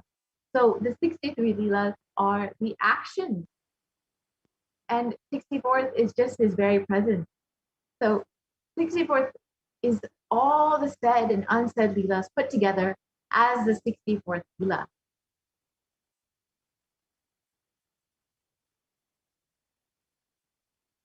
The Kailasa of the Shamala Pita Sadvijna Pita was the greatest blessing of witnesses, these divine manifestations of Bhagavan Sundareshwara Paramashiva, where he assumed several bodies, including the low frequency beings like snakes, pigs, and many more, to bless the devotees through his grace, compassion, and unfailing wisdom. Hence, these manifestations in place are called Trivayalaru, the Leelas.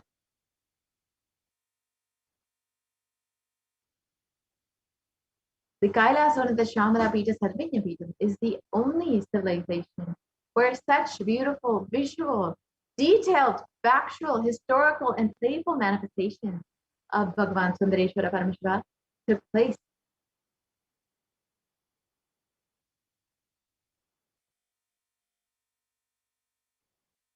With intellectual understanding alone, when you fall, you will collapse. But if you understand with divine, with the Leela Dhyana, with the devotion, even if you fall, you won't collapse. When you create the space along with the feeling, connection, emotion, devotion towards the higher consciousness, simply failure disappears from your system.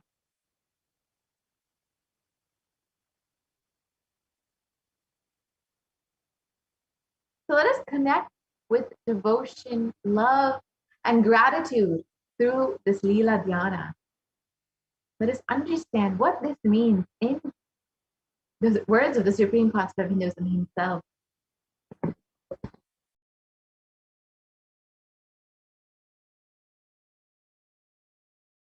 Somehow, Madurai people had a very close, hearty connection with Mahadeva. Has been shared. Like Even for small things, to be he will shared. assume a body. Come here and play. This was the place.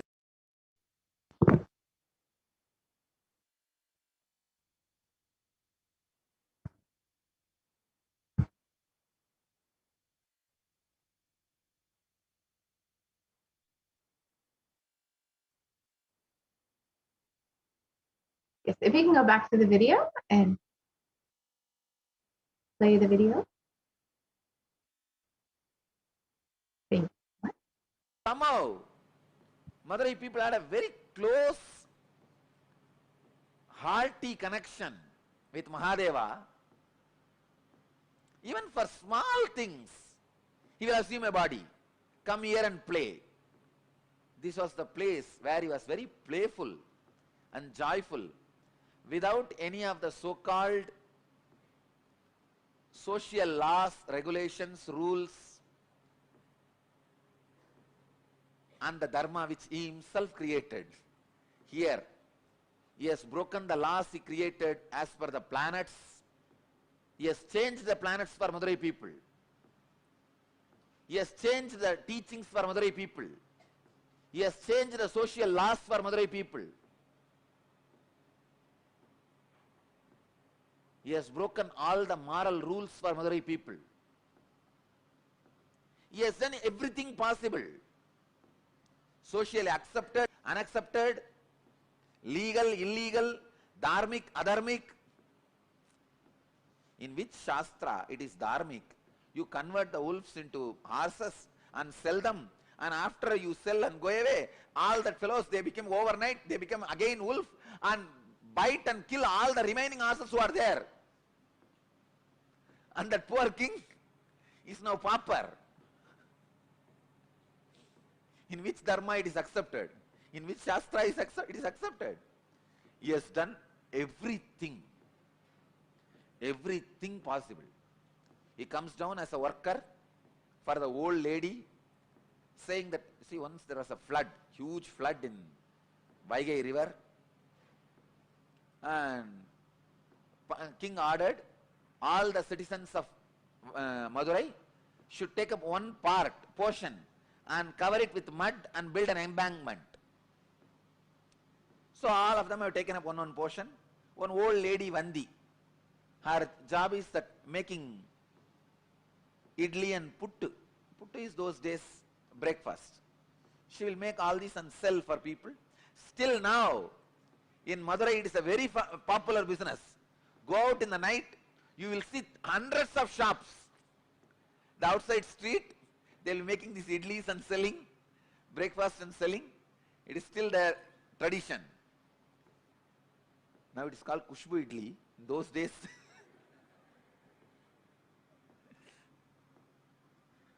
it's a tradition of Vandi. So she used to make this pittu and sell. Those days breakfast. She did not get anybody to cover her portion, and she herself can't do. She is too old.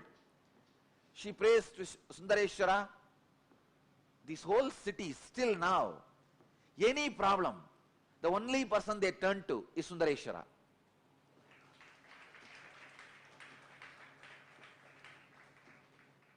They don't trust anybody else. They just turn towards Sundareshwara. And she's the old lady. She can't get a worker to fill her portion, to do her job. She turns towards Sundareshwara. Oh Chokanada, Sundareshwara. This guy could have just one thought, the whole Vaigai would have built, add embankment automatically. He does not do that. He comes down, assuming human body and bargaining with that lady. You should give me the pittu as much as I want, but I will work only for 3 hours. He says, I will work only for 2 jama. Sorry, 2 muhurta. 1 muhurta is 1.5 hours. I will work only for 2 muhurta, but you should give me as much as I want. This poor lady, she doesn't have anybody else. So she says, all right, go ahead. You can see what is puttu. Come on, show me. This is puttu.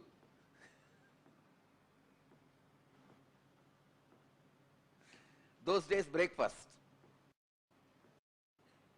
So she doesn't have anybody else. So no other option. She accepts the bargain. This fellow finally finishes eating everything she cooked. After that, it doesn't work. He goes there and lies down in that bed.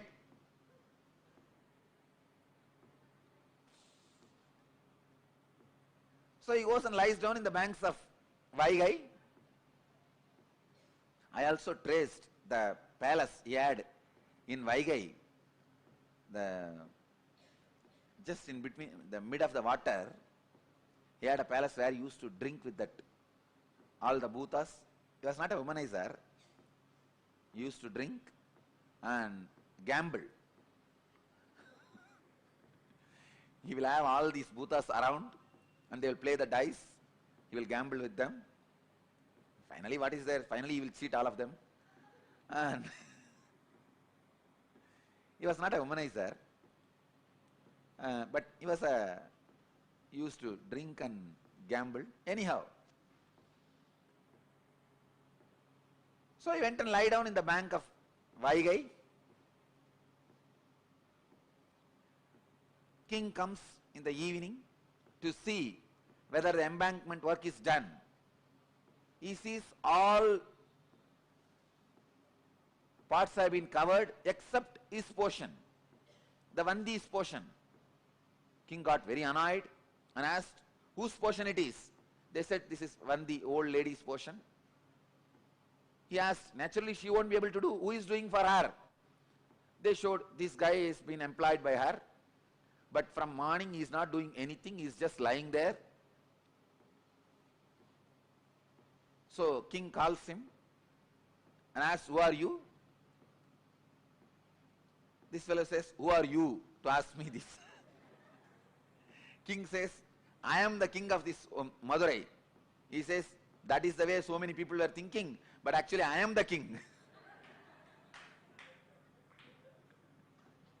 There was a strong argument. Finally, king was very angry and he took his sengol, the golden staff with which he rules the country, and gave a strong blow in the back of Sundareshwara. When that beating fell on Sundareshwara, when that stick fell on the Sundareshwara, at that same moment he showed to the king, he is the Antaryami, he is the indweller of every being, cosmos. So the whole world, whole universe, including himself, had that beating. The whole cosmos, including the king, had the mark of that golden staff, scepter, golden scepter's mark. And king was shocked. There he sees Sundareshwara standing with Meenakshi and smiling. King realized who came to play in the form of a worker, and he fell at the feet of Sundareshwara, asked him to apologize. And Sundareshwara says, just because of Vandi's feeling connection, to please her, to eat her food, to enjoy her puttu, breakfast, I came and I enjoyed. He liberated, he gives enlightenment to Vandi and blesses the king and disappears. Till the end, he has not done his job. He did not do the job of building the embankment to the Vaigai. Casual leelas, not one or two, 64 leelas. God, I know for sure he would have done at least 64,000.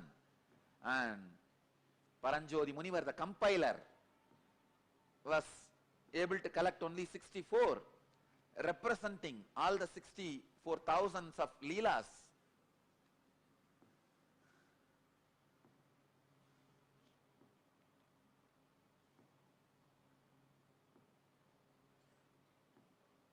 The body with which he has performed this leela, especially blessing the Vandi and converting the wolves into horses, foxes into horses, that season, around 40 years he has performed some more leelas.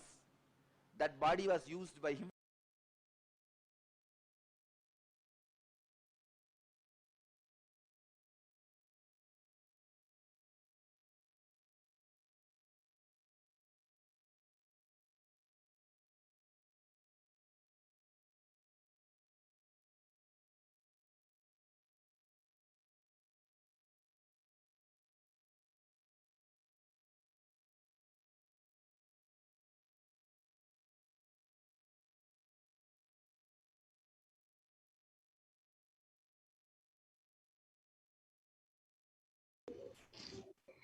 Yes, and with that beautiful video that all of us just watched, where Swamiji speaks about Bhagavan Sundareshwara.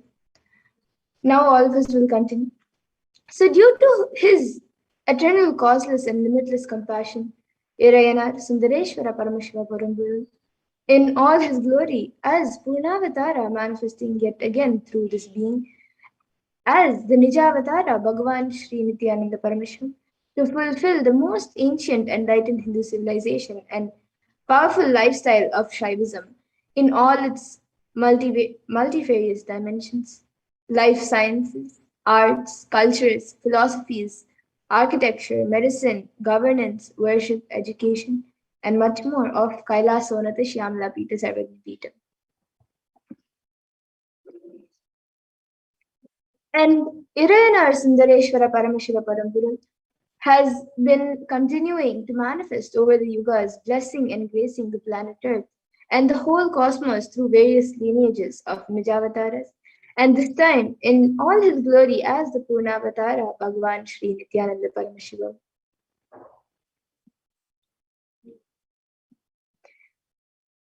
And Lord Sundareshwara, which is Irayanar Sundareshwara Paramashiva Paramburu, himself manifested as Devi Meenakshi and Sundareshwara, one being manifested in two bodies. One being, as he manifested two bodies, he assumed the physical body 11 times in Madurai to perform his divine leelas.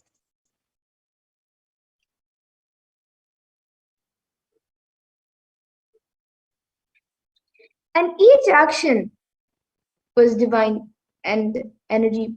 Each divine action energy performs becomes an independent entity. If you connect with that energy, he gives you the same blessing. So understand, Sundareshwara is the energy of Leela, playfulness.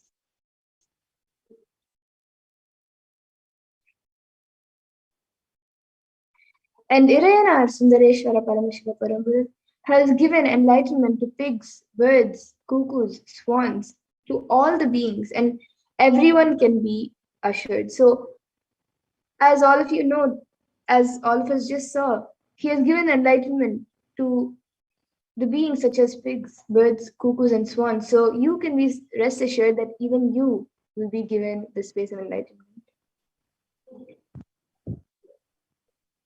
And Sundareshwara's leelas are innumerable. 63 were recorded, and each leela expresses his dimension. For sure, Paramajyoti Munivar, who recorded all of these leelas, would have been in a big mess. What to leave and what to record. Hence, he has chosen one leela to explain one dimension of Sundareshwara. And we will understand more about Sundareshwara's leelas after a very short break.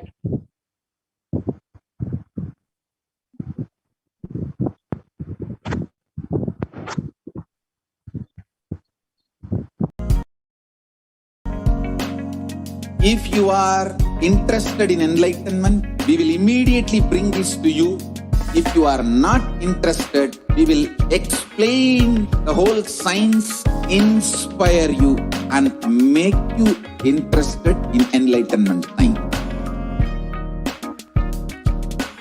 We need to cater this enlightenment science to the whole world wherever they are, because enlightenment is the birthright of all human beings. Kailasa is responsible to provide that to all human beings.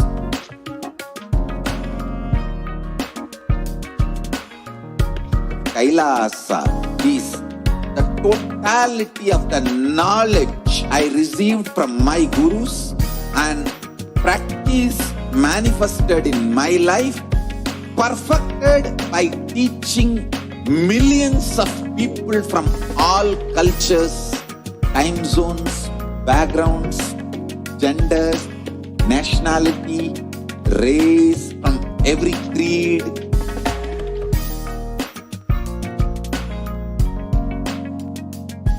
So this absolutely perfected knowledge available to you, served to you in your home without even you moving out of your couch, free of cost.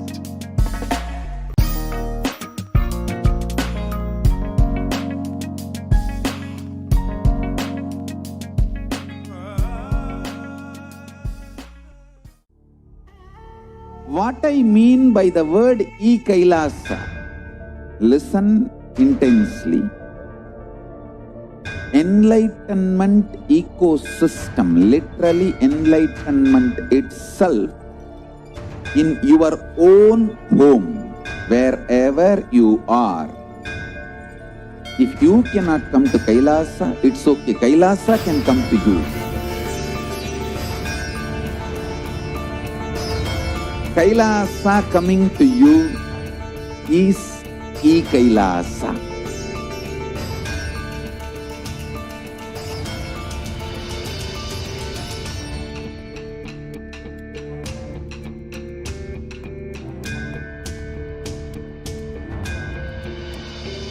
I will revive Hinduism. I am a Hindu revivalist, not by any revolution, but by evolution.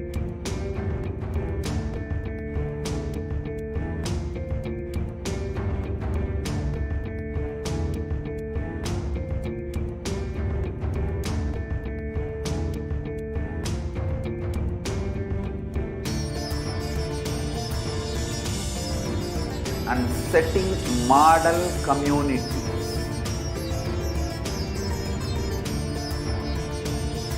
Kailasas, enlightenment ecosystems, Sarvanya Pitas all over the world.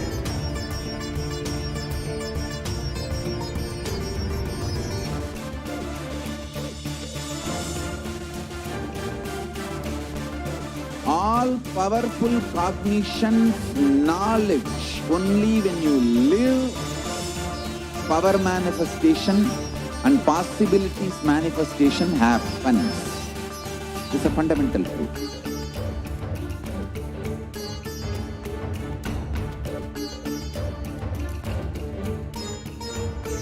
Hinduism cannot live exclusively as one sampradaya. No. All sampradayas of Hinduism is an ecosystem.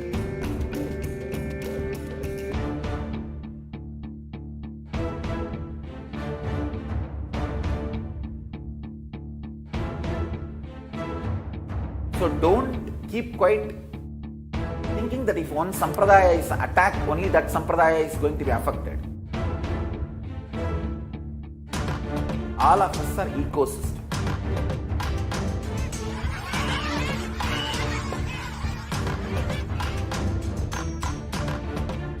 I invite all of you to get involved and enjoy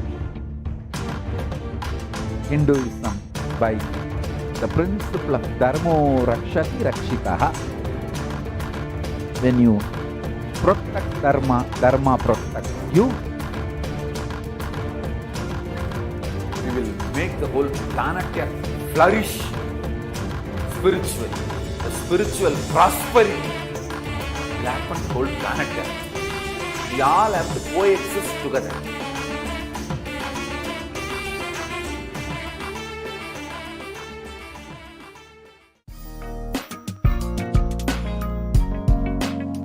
We get you health. We get you ability to build beautiful relationships in your life. We get you direct spiritual support, and we make sure you become wealthy.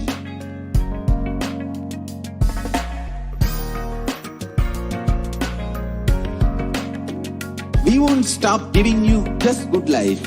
We will literally not stop till you live enlightened life. Manifesting the state of Paramashiva, space of Paramashiva, powers of Paramashiva, being of Paramashiva.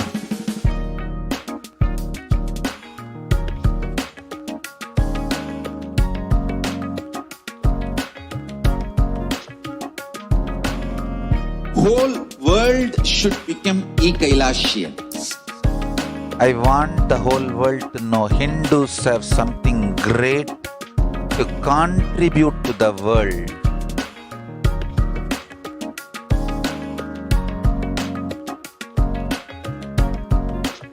We have something great to contribute to the world. Let us do that.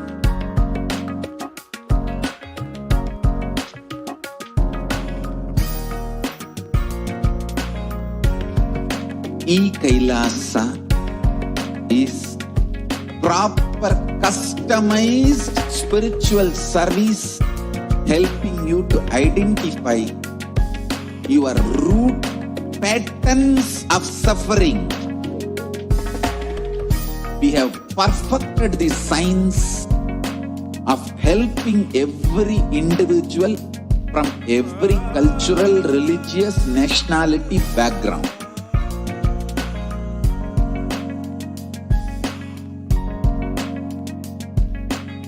You will have lowest reactionary assumptions, highest awakened response, alive response for life continuously.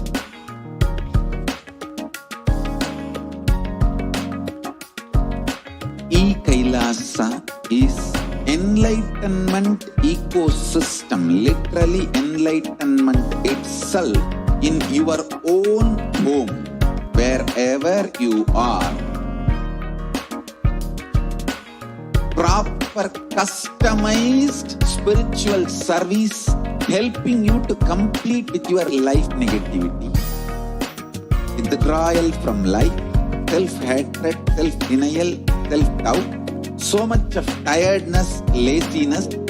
We can support you, aligning your diet, your attitude, your aptitude, your understanding about life. We can help you with everything.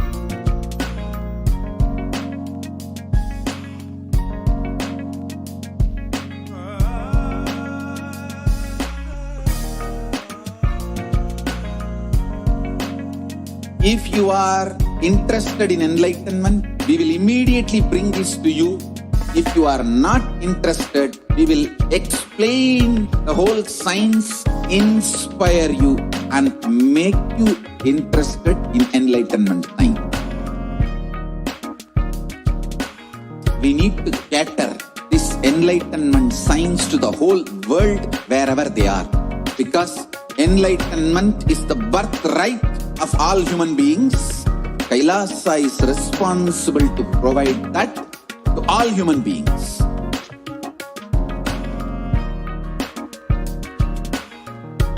Kailasa is the totality of the knowledge I received from my gurus and practice manifested in my life, perfected by teaching millions of people from all cultures, time zones, backgrounds, genders, nationality, race, from every creed.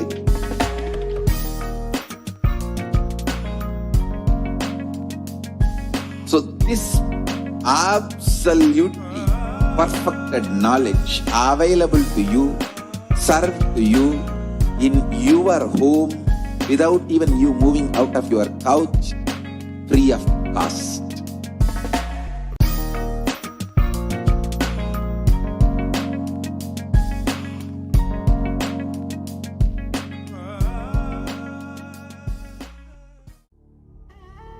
What I mean by the word Kailasa, listen intensely. Enlightenment ecosystem, literally enlightenment itself in your own home, wherever you are. If you cannot come to Kailasa, it's okay. Kailasa can come to you. Kailasa coming to you is Kailasa.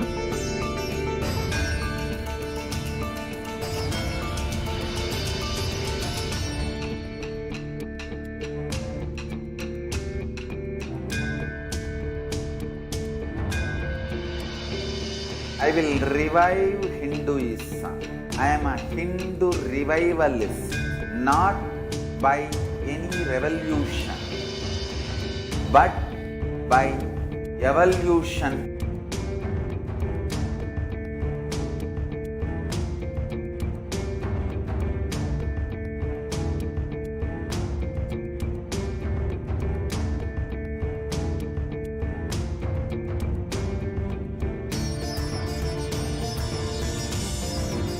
and setting model community.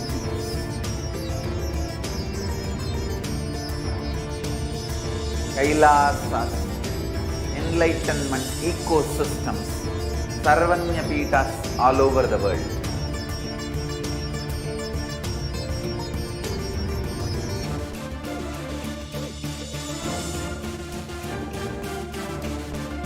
All powerful cognition, knowledge, only when you live, power manifestation and possibilities manifestation happens.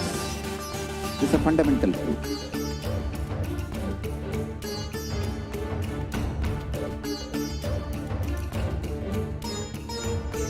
Hinduism cannot live exclusively as one sampradaya. No. All sampradayas of Hinduism is an ecosystem.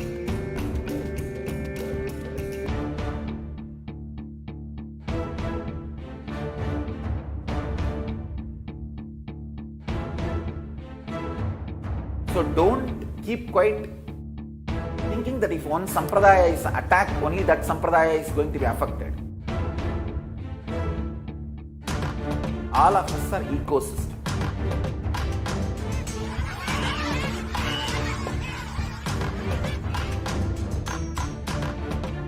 I invite all of you to get involved and enjoy Hinduism by the principle of Dharmo Rakshati Rakshitaha. When you protect Dharma, Dharma protects you. We will make the whole planet flourish spiritually. The spiritual prosperity will happen to the whole planet. We all have to coexist together.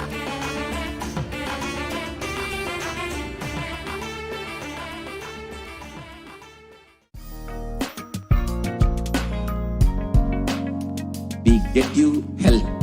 We get you ability to build beautiful relationships in your life.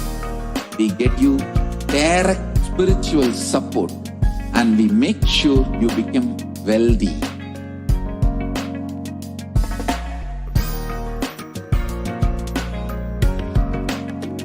We won't stop giving you just good life.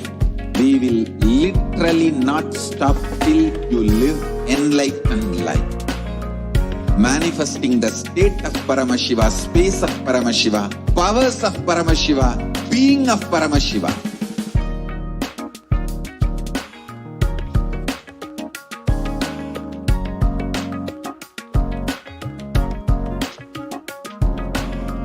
Whole world should become Kailasians. I want the whole world to know Hindus have something great to contribute to the world.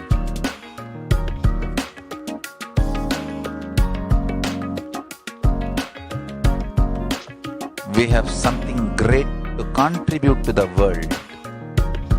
Let us do that.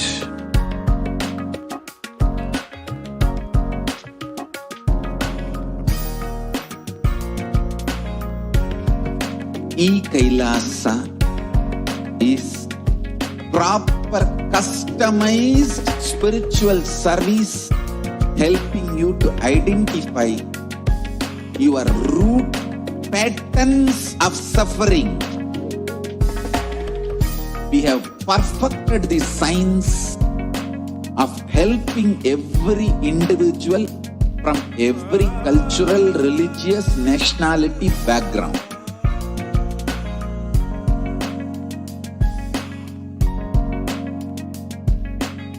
You will have lowest reactionary assumptions, highest awakened response, alive response for life continuously.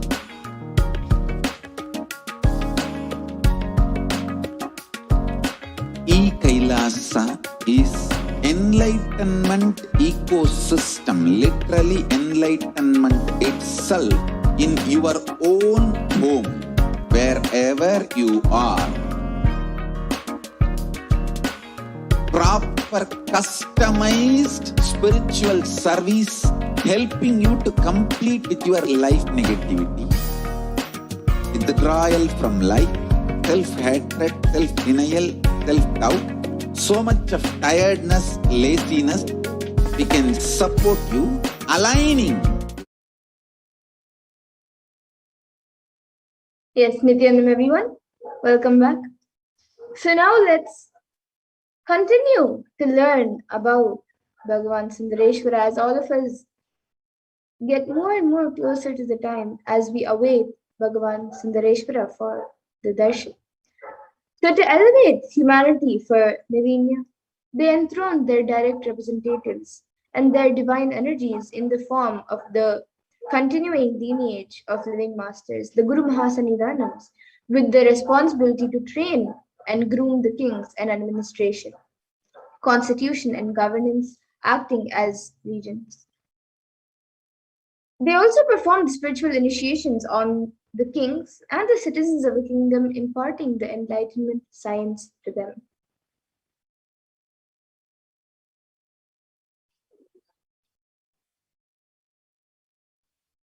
So you can all see a picture of the lineage of gurus, all the Guru Mahasanidhanams of the Kailasa Shyamala Pita Sarvagnivitam.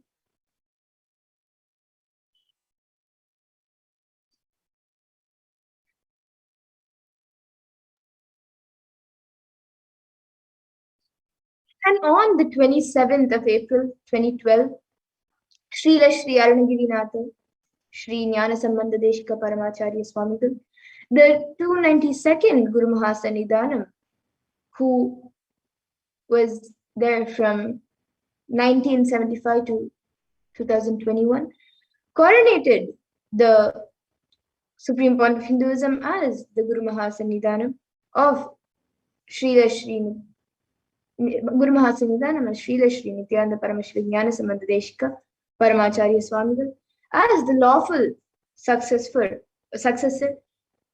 descendant and inheritor, invested with all the powers and duties, obligations to perform the rituals, spiritual, religious, and customary rites vested in the Kailasa Shyamala Pita Sarvagnipitam, has been reviving its spiritual, religious, and linguistic epicenters to its original glory. And on the 13th of August 2021, Kailasa mourned the loss of the 292nd Guru Mahasanidhanam, His Holiness Srila Sri Arunagirinatha, Sri Jnana Sambandha Deshika Paramacharya Swamigal of Kailasa Shyamala Pita Sarvagnipitam, reviving its religious and spiritual doctrines.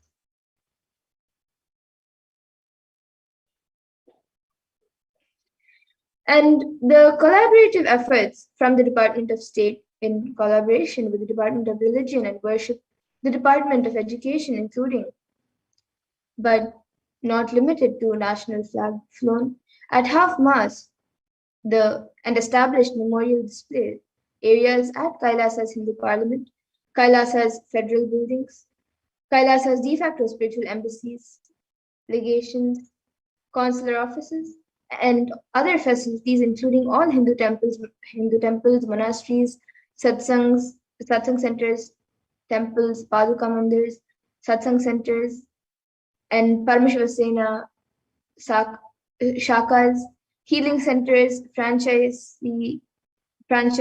campuses, Hindu universities and schools observed, where the citizens of Kailasa around the world joined towards offering respects and receiving blessings.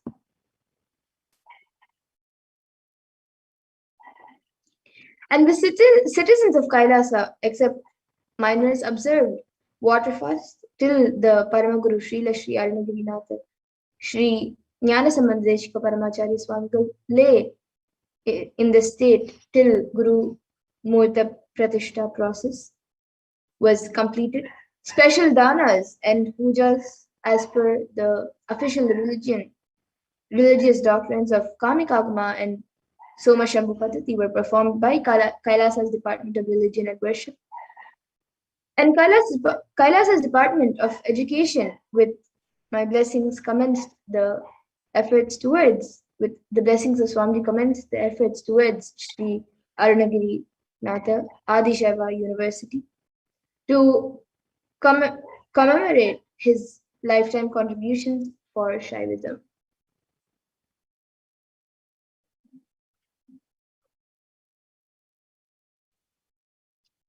And from the Shuddhadvaita Paramashiva Sayujya Samadhi, space of Irayanar Sundareshwara Paramashiva Paramburu, Swamiji says, I will continue to manifest and give darshans, boons, and doing leelas in lives of Kailashans.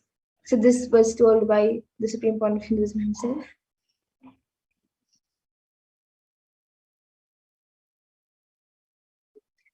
And we are all blessed to be able to capture the divine Leela of Irayanar Sundareshwara Paramashiva Paramburu, where the Pratyaksha Swarupa of the Nijavatara Bhagavan Sri Nithyananda Paramashivam can be seen in Trishulamadinam, Chennai, and in Adi Kailasa Nithyananda Paramashivam, which is in Karnataka, at the same time in the morning hours of 4th July 2017. And both these de facto spiritual embassies are 350 kilometers apart, which even a flight cannot travel. It blocks the thought you can have of Swamiji taking a flight.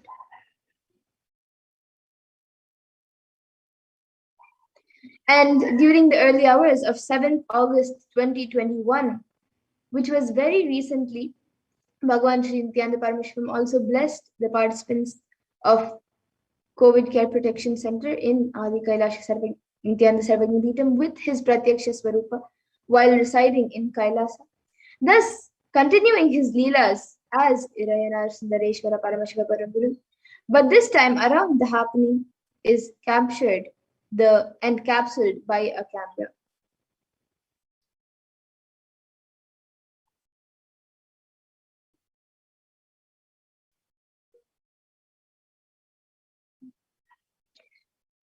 And a ritual helps someone to have a regular habit of doing it.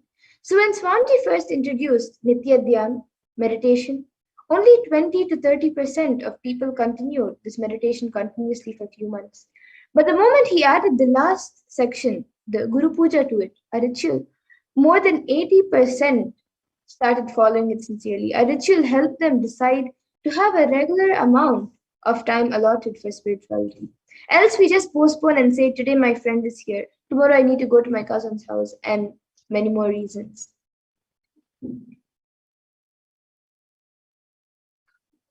And the Vedic tradition has some specially designed formulas for tapping the Kundalini energy as it's at its source.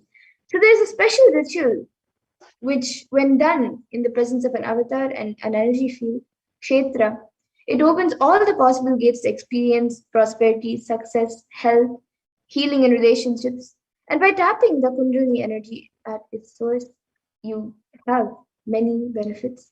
And any prayer or ritual done in the superconscious energy field or Kshetra enhances the benefits of the ritual thousandfold.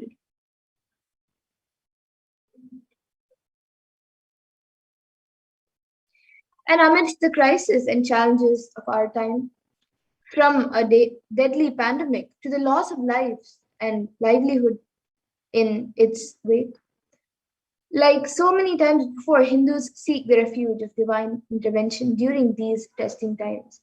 And the citizens of Kailasa hail upon the grace of Irayanar Sundareshwara Paramashiva Paramburu, manifesting as the Nijavatar of Bhagavan Sri Nithyananda Paramashivam to play his divine Leela in their lives.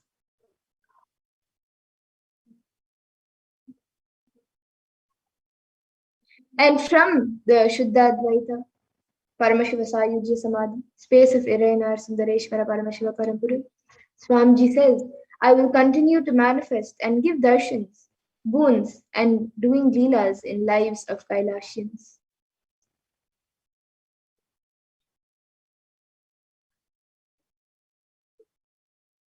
And amidst the crisis and challenges that all of us are going through, for the past almost 1.5 to 2 years now, Like always, Hindus seek the refuge in the divine. And this time, all the citizens of Kailasa hail upon the grace of Irayanar Sundareshwara Paramashiva Paramguru, manifesting as the Nijavatara through our beloved Guru Bhagavan Sri Nithyananda Paramashivam to play his divine leelas in our lives.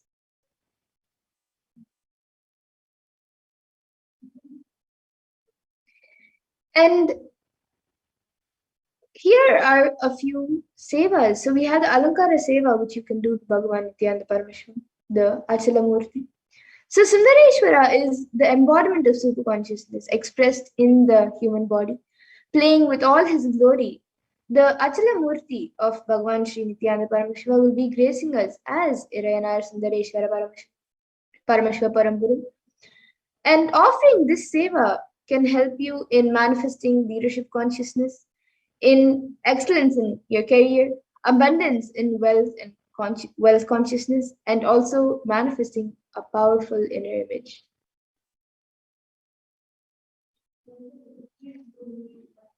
And the Shiva Kavacha Marchana to the Swayambhu Nithyanandeshwara Paramashiva. So the Shiva Kavacha mantra describes the details of the Kavacha, the armor of Paramashiva. This Shiva Kavacha mantra is offered as an archana to the Swayambhu Nithyanandeshwara Paramashiva. And this mantra, when offered, it helps you in the removal of enmity, the removal of any negative forces that will take away one's wealth, protection in one's family.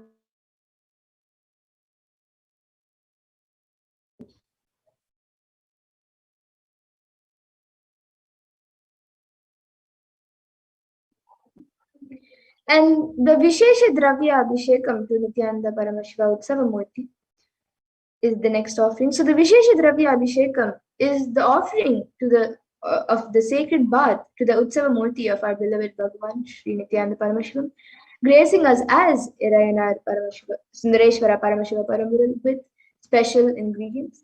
So, and when you offer this special Abhishekam, you will receive blessings for the removal of diseases. You will receive blessings to attract wealth, health, and well-being, and you will manifest all the attributes of Irayanar Sundareshwara Paramashiva Paramguru.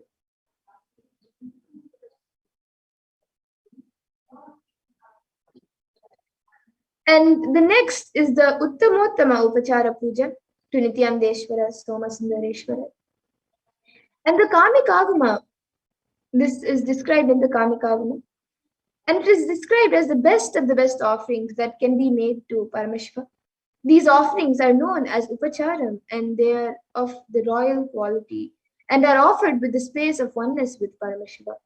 And various offerings, including Deeparatana and Mantraradhana, are offered at the divine lotus feet of Nithyanandeshwara Sundareshwara. And the Utsavamurti of Nithyanandeshwara in the temple, who sits along with Nithyanandeshwari Parashakti and Bhagavan Nithyananda Paramashivam's deity. He is the most handsome and grateful form of Nithyanandeshwara, who graces as Soma Sundareshwara and accepts our puja. And this offering helps you and gives you a breakthrough with wealth consciousness as well as health and prosperity in life.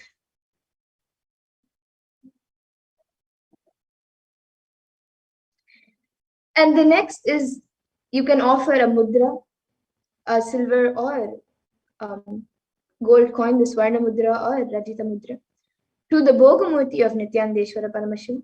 So this is a special ritual offered to Irayanar Sundareshwara Paramashiva Paramburu in the Madurai Meenakshi Sundareshwara temple, where the devotees get to offer the silver or gold coin directly to the Bhogamurti. During all other rituals, the wealth and the donation of the devotees are put into the hundi. But in this ritual, it is actually the only ritual where it is offered directly to the deity itself.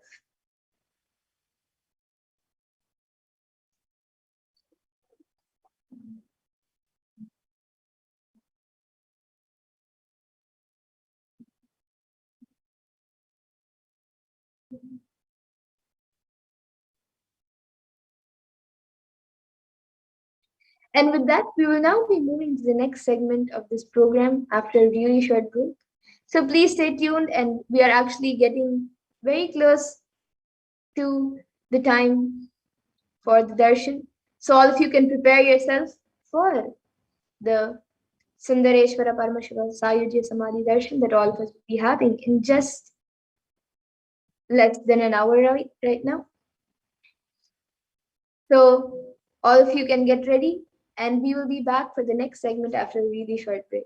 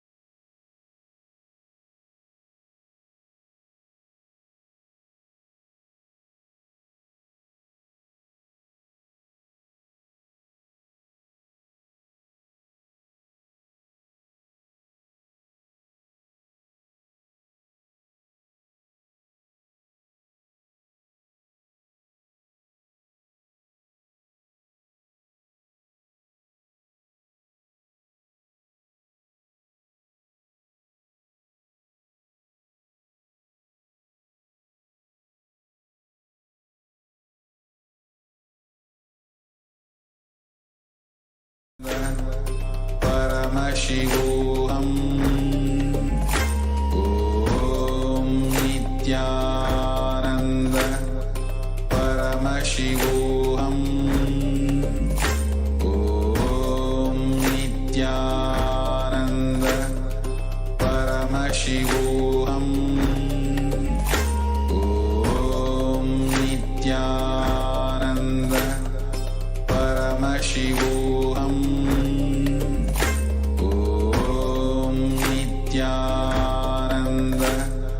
Paramashivoham. Om Nithyananda Paramashivoham. Om Nithyananda Paramashivoham. Om Nithyananda Paramashivoham. Nithyananda Paramashivoham. Om Nithyananda Paramashivoham.